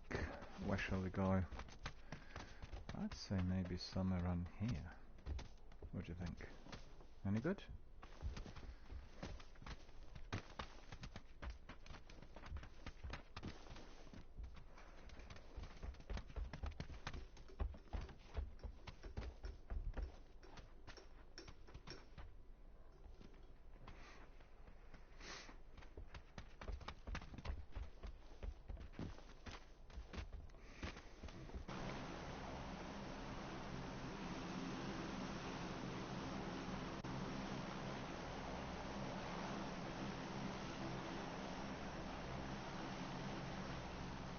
Okay, so I need to drop quite early then.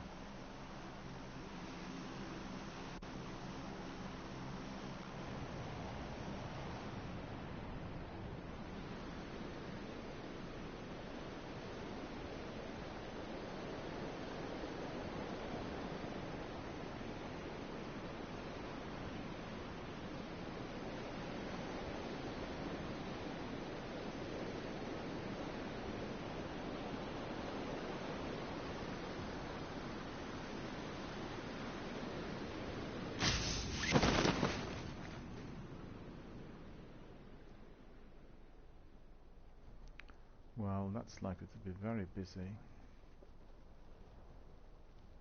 I can see two people dropping there in my vicinity, not far from me.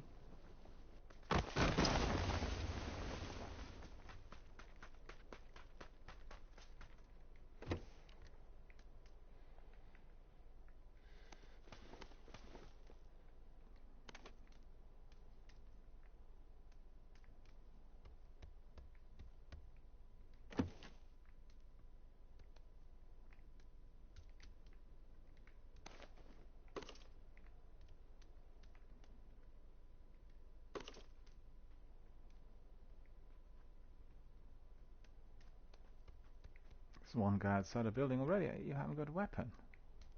Can't defend myself, just helmets.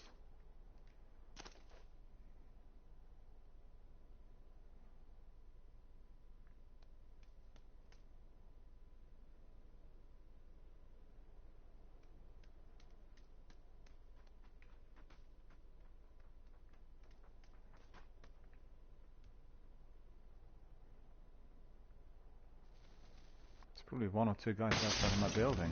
I knew that he was going to be doing this.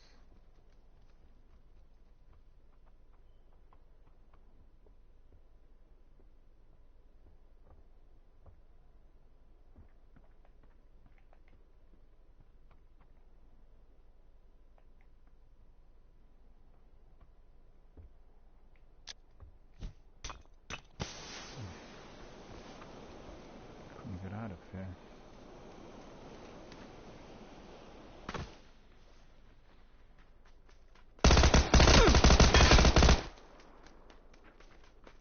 He has a weapon, I've got nothing. Ah, it's two of them even, rather than one. And he's doing melee with me. Where's everyone else?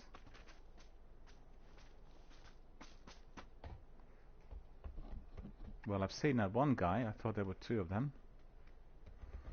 He had weapons and I had nothing.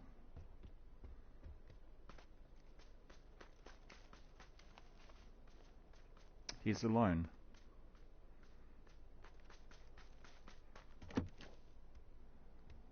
And he's trigger happy, so he'll be hunting you. He knows that my team's run there. There you are. He's already in contact. Maybe these are his mates, I don't know.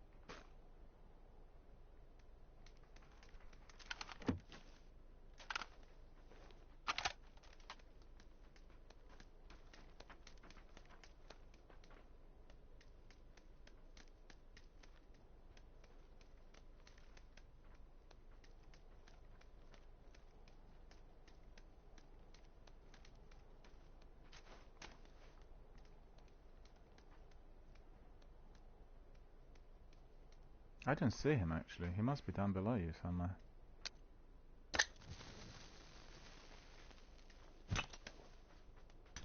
To your left, to your left.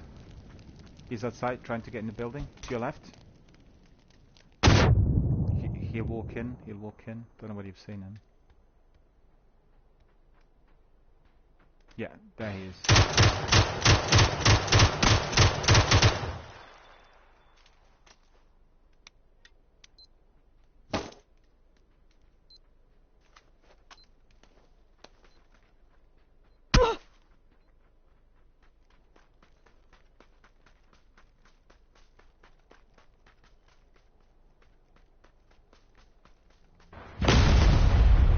Well done.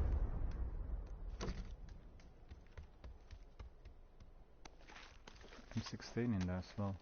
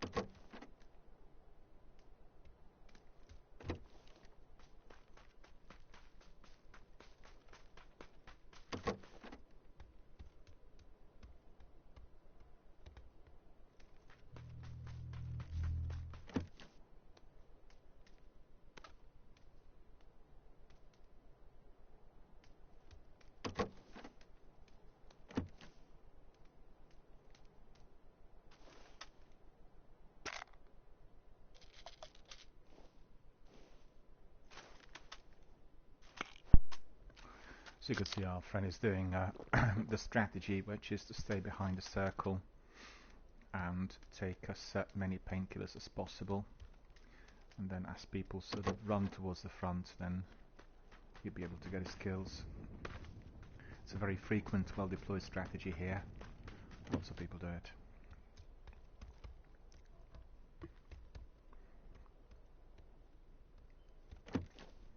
Where are the other guys?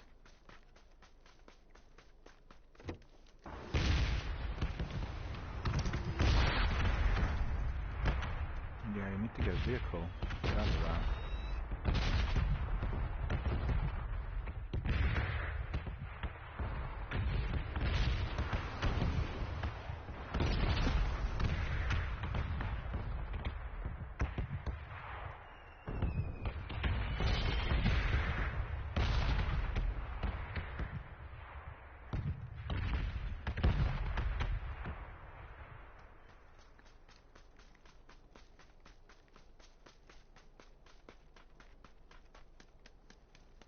It's funny, they enabled a lengthy survival rate behind a circle.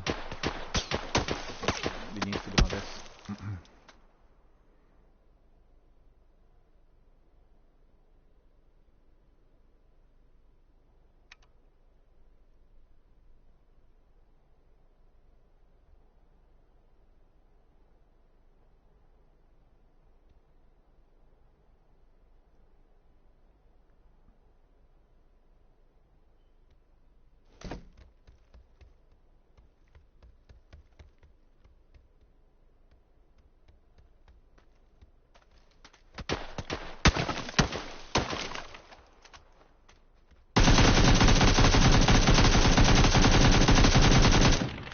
Oh, he still lives. That's terrible.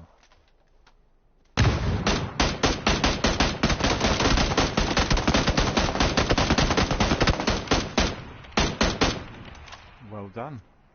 We got two of them. The third guy lived. He's just further towards the bridge.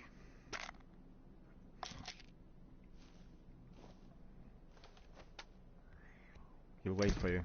Beware. You got his mate.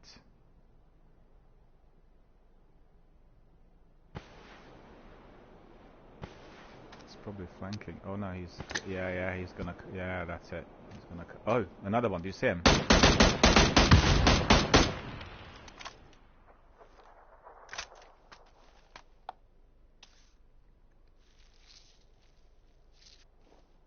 Crawling, crawling. Finish him off.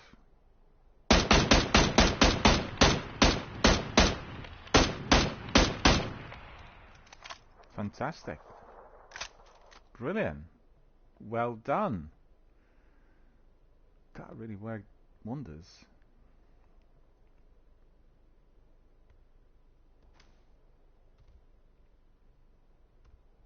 Well, I thought, yeah, I also thought there was one more guy left in there. Because what, you know, what would be the reason for them to crawl otherwise? So the teammate must be around there somewhere.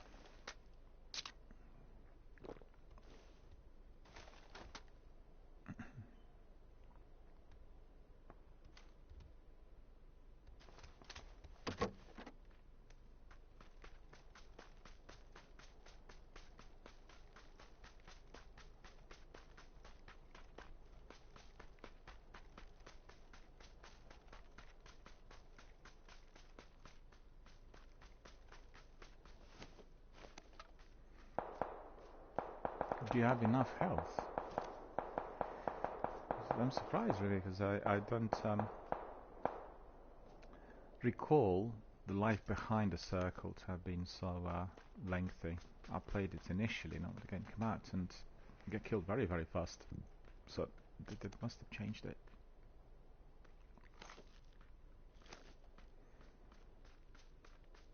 You're way behind the circle, look at this. How are you going to be able to... Yeah, you need the vehicle probably to get out of there.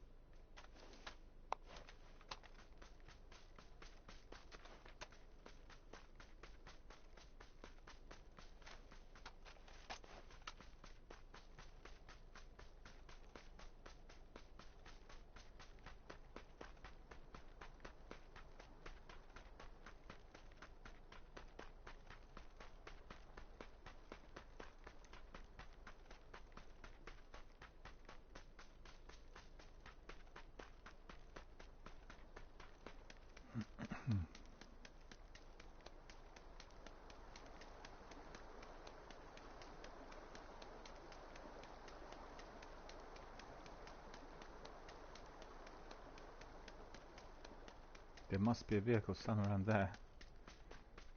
But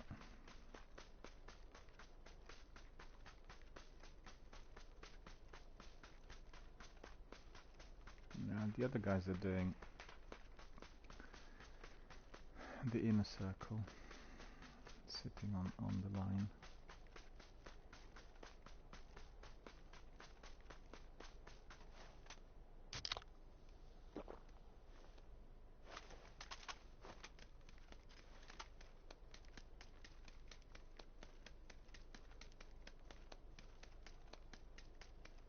Oh, is that vehicle to the left?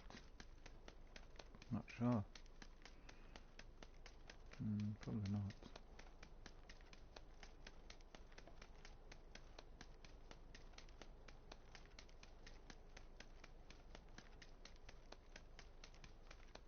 God, I can't see anything. Not even a bike.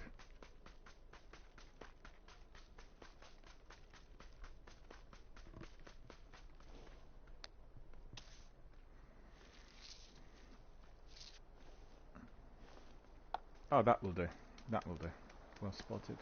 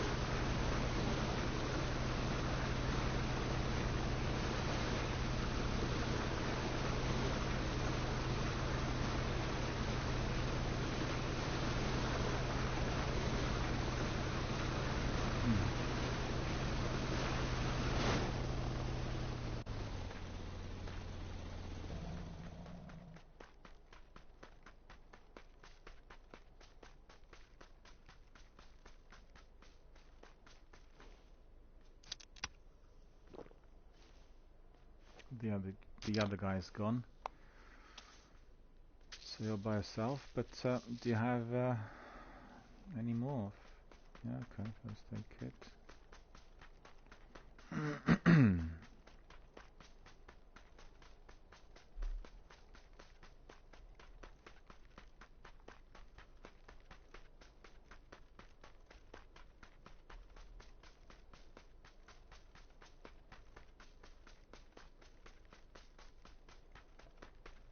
The ring's far.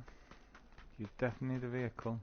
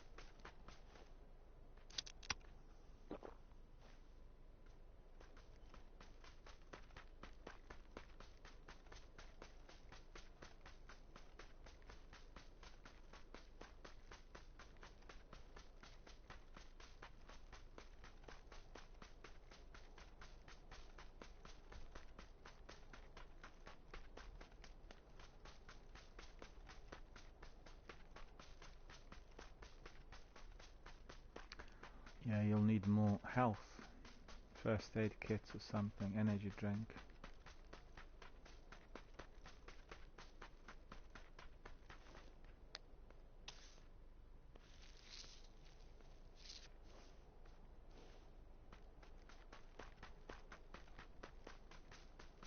Come on, there's gotta be a motorbike in there. Unfair. Something, somewhere. Oh, the circle's really tiny in there.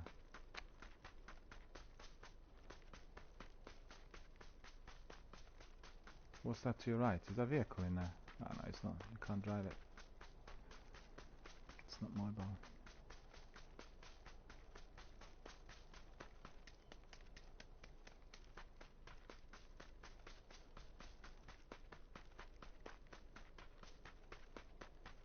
3 guys. Oh no, sorry. That's floating fluff looking like 2 guys running across the area ahead.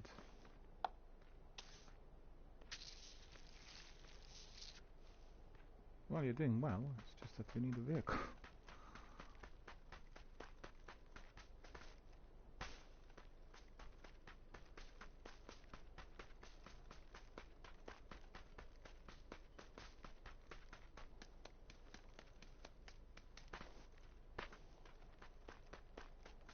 There's one vehicle up there, to the left. Have a look. Something blue down there, isn't there?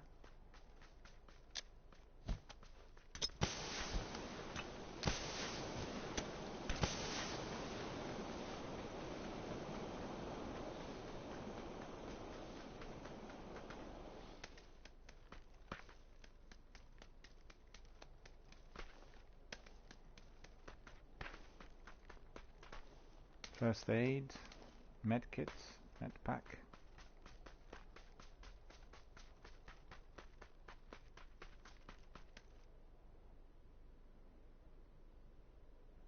Unlucky. Unlucky. Well played though. Well played. Well played.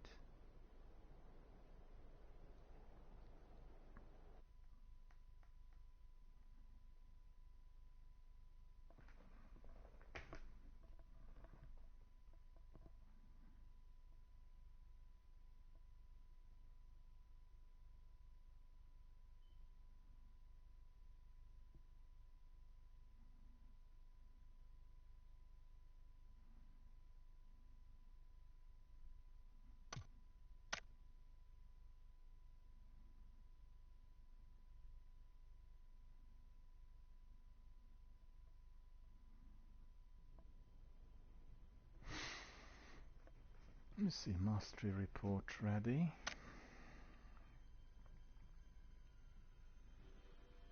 There's ridiculously short survival time in there, thanks to the drop zone.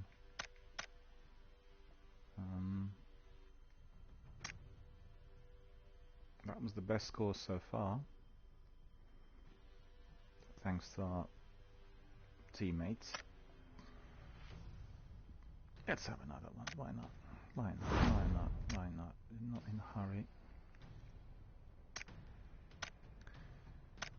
PUBG really was a game that cemented the Battle Royale genre.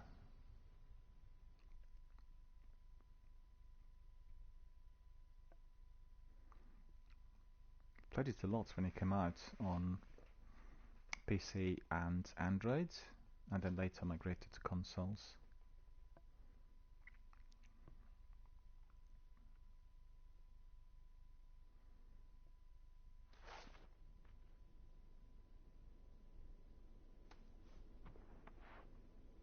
Had some good matches today.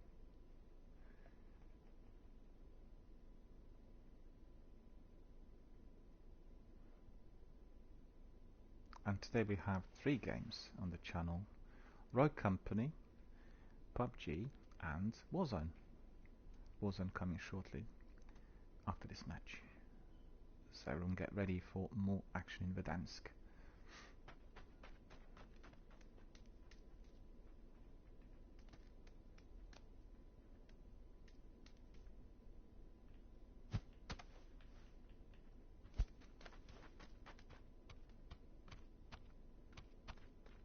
The match is going to start shortly.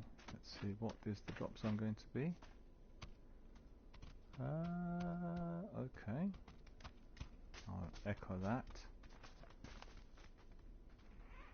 We'll go for that. Why don't I just stroll there already instead of waiting? What do you think?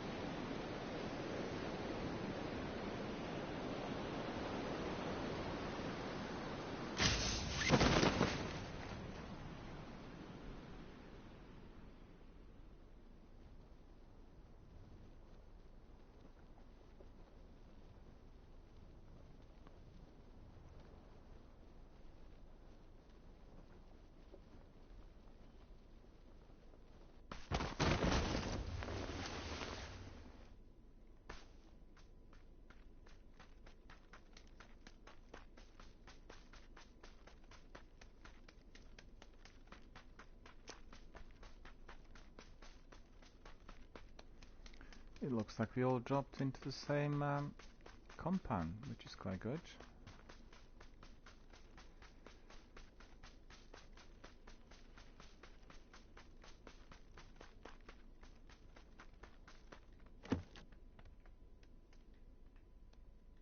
Okay, see if there's anything.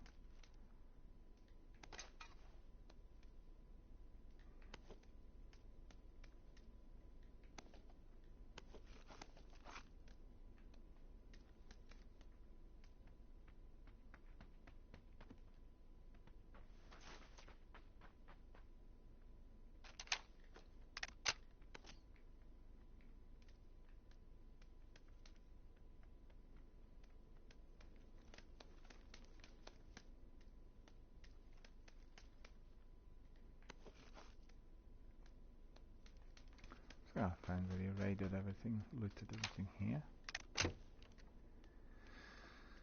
Okay.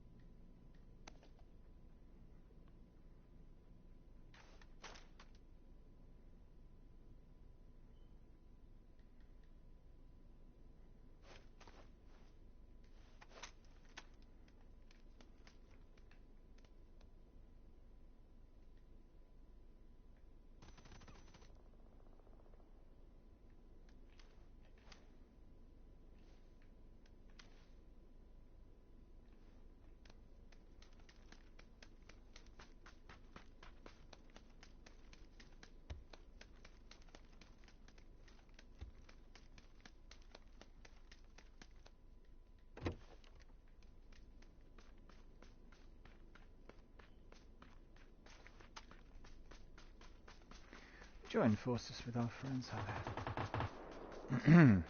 there. In hot pursuit already.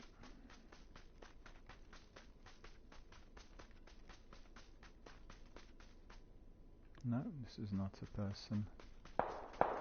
Only a rock.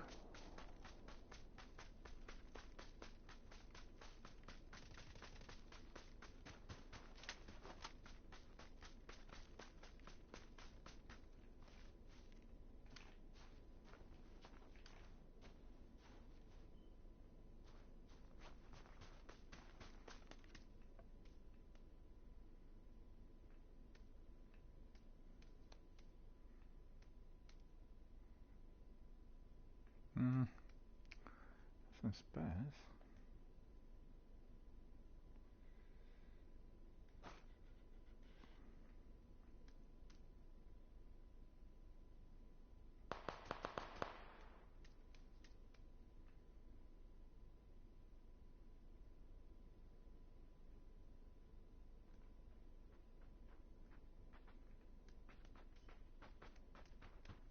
Oh, it's our friend. Yeah, some ammunition in here if you want it.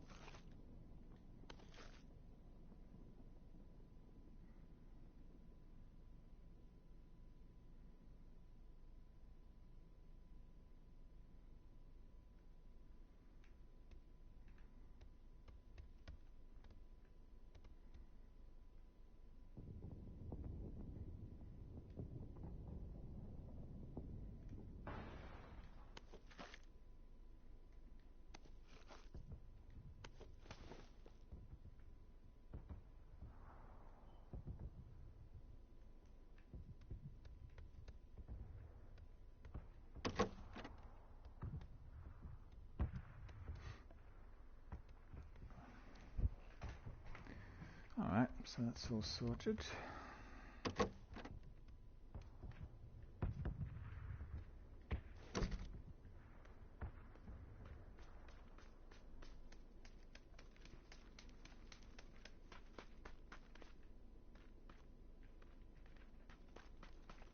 Didn't find any health packs. Our friend in the last match had so many. And what I do need is 45 and 9mm, so there should be some 9mm here. 45 as well, right? Right. I think. Yeah.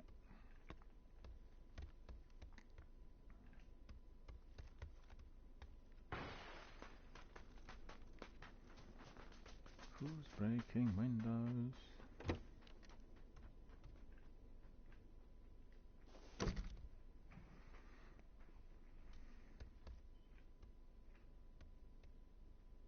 Level 1. I need level 2 or level 3 even. What's this?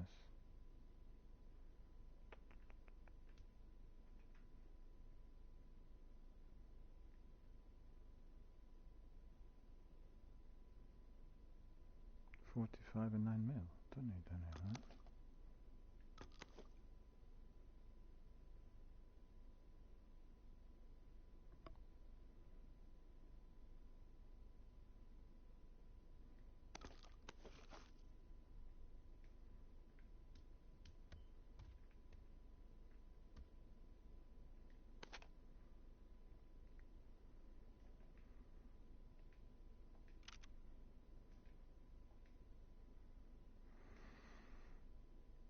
What's the gauge doing in there? I don't want any gauge.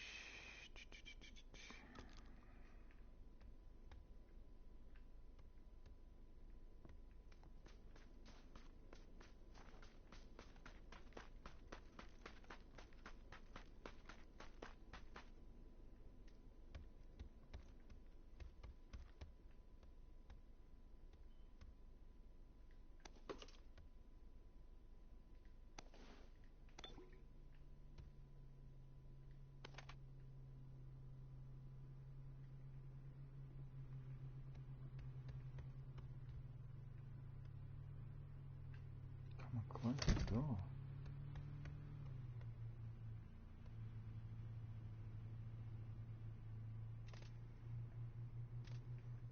Yeah, he's driving, I think, isn't he?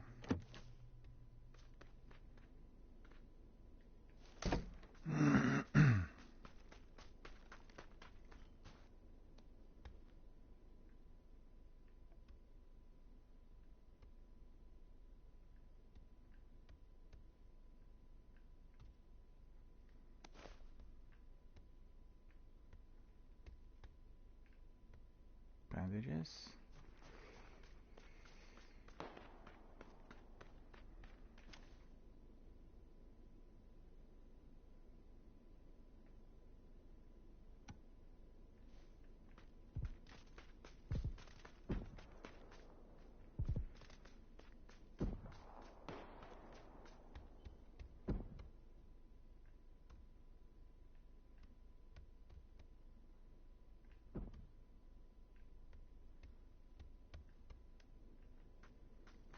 Not seen any M16s anywhere.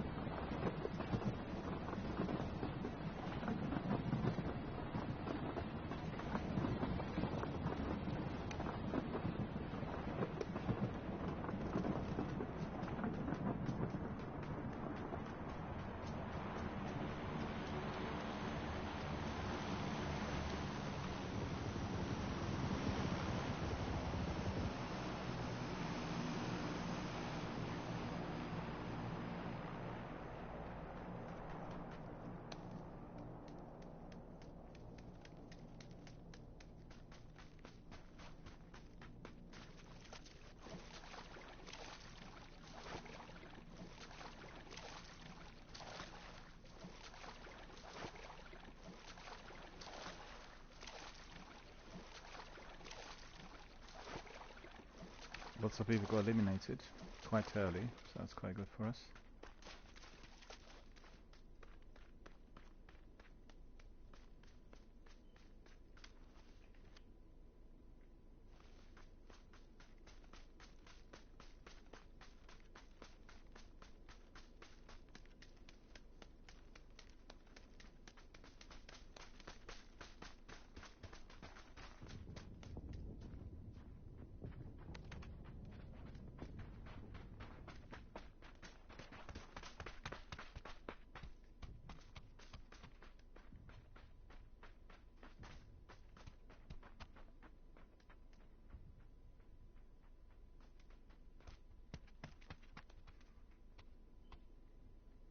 Nine millimeter.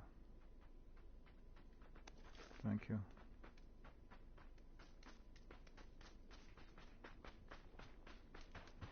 Let's see what the score is with the circle.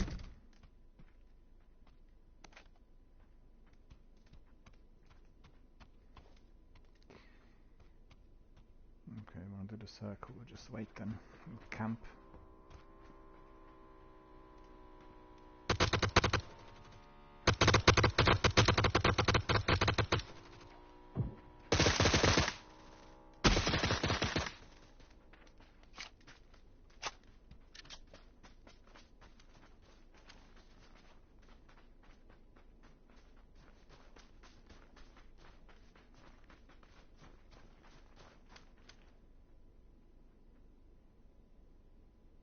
Don't see him.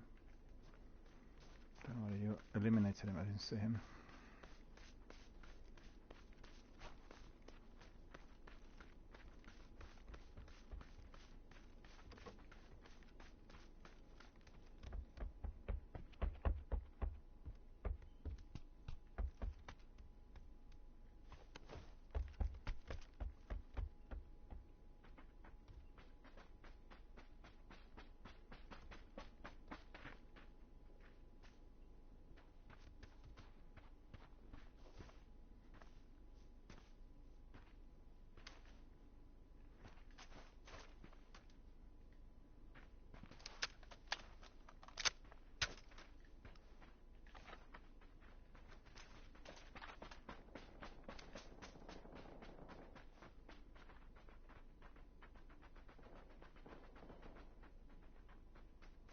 I have no idea where we could have gone.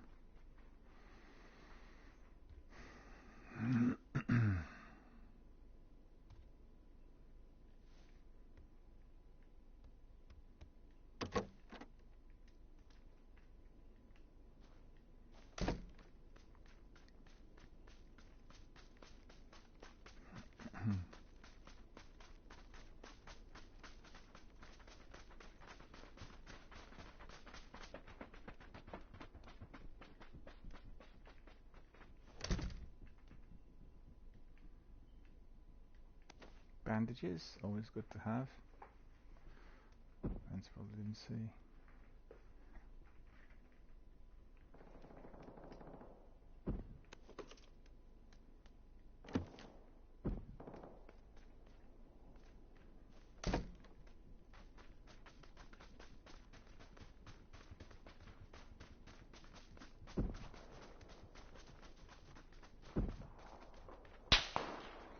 Engaged.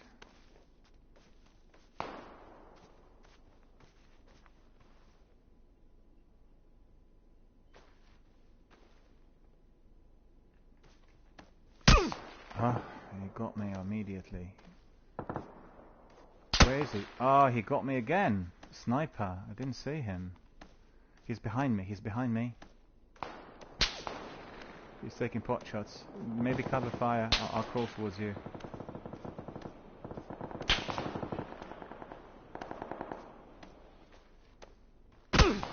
Yeah, he pot shots. Yeah, he got me. He was coming from behind me. I didn't see where.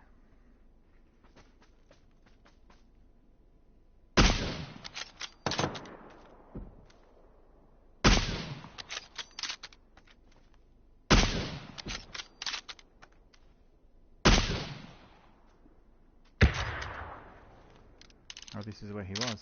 All right. Well, if you got me.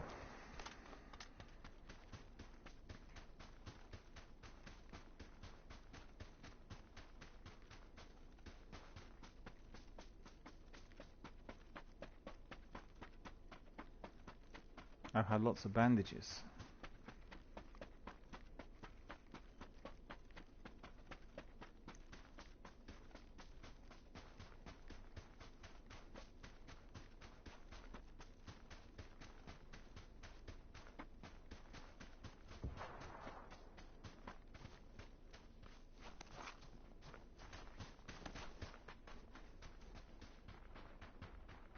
Yeah, try getting his stuff. If there's anything good. Ah, 2 of them. Well done, boys.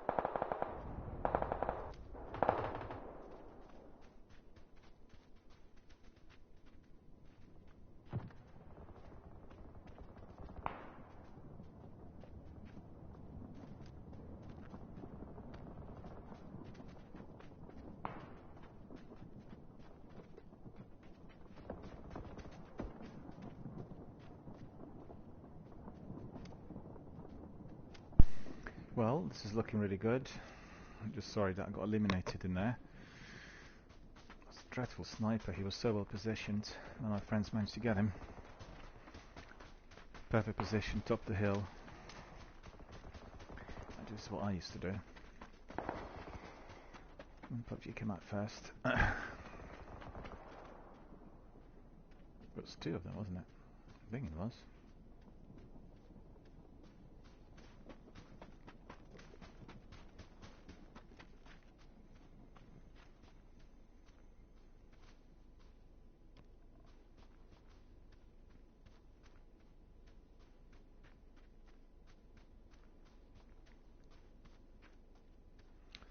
That's down to about 5-6 teams left.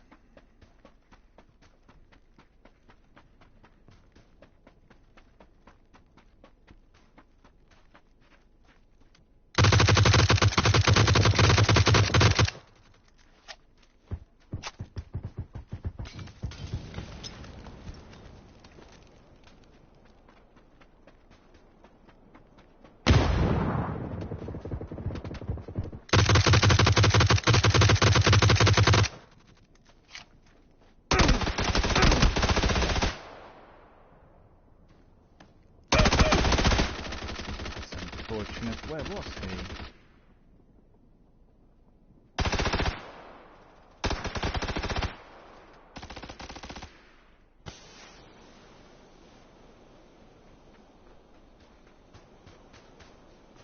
Not switching to the other person's account.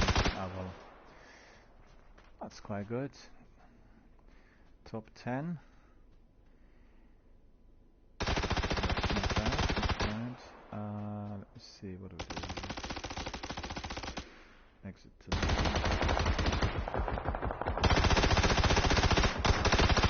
So this was the best match we had today, really, quite frankly, and quite happy about the way it went. Let me just see what we've got there with our stats, which is what I look at.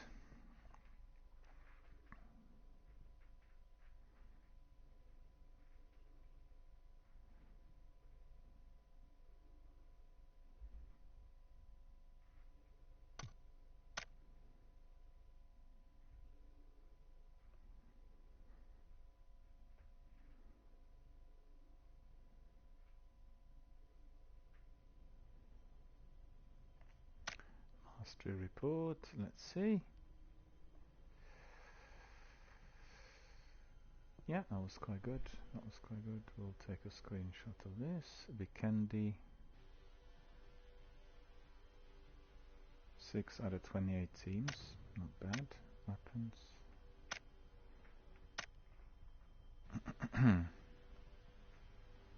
Survival Mastery XP is earned as well. That's good.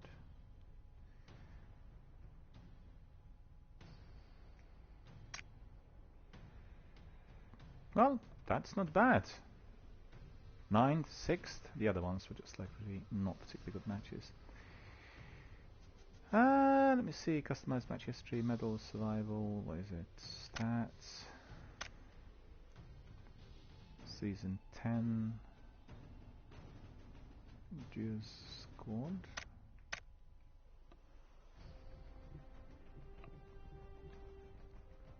Okay, so match history. These are the ones. What did we get? Well, there were some good matches, but generally it does. I mean, I'm still not really back to my usual. It'll take me a bit of time to get used to the controls and everything else, because I have to say that controls on PlayStation and Xbox are a bit stiff and not what we usually get.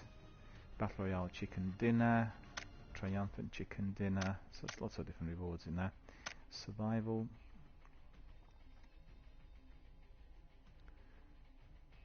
Landing trade conservative, combat trade skirmisher, and engagement decisive.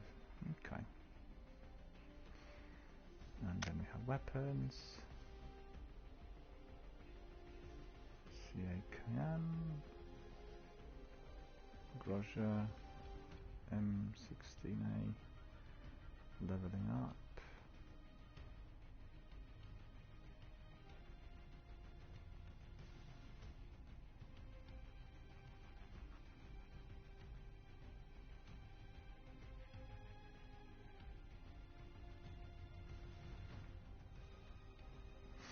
Okay, so that's all good. Well, thank you for watching. Thank you for participating here with our Battle Royale Festival. Today we've had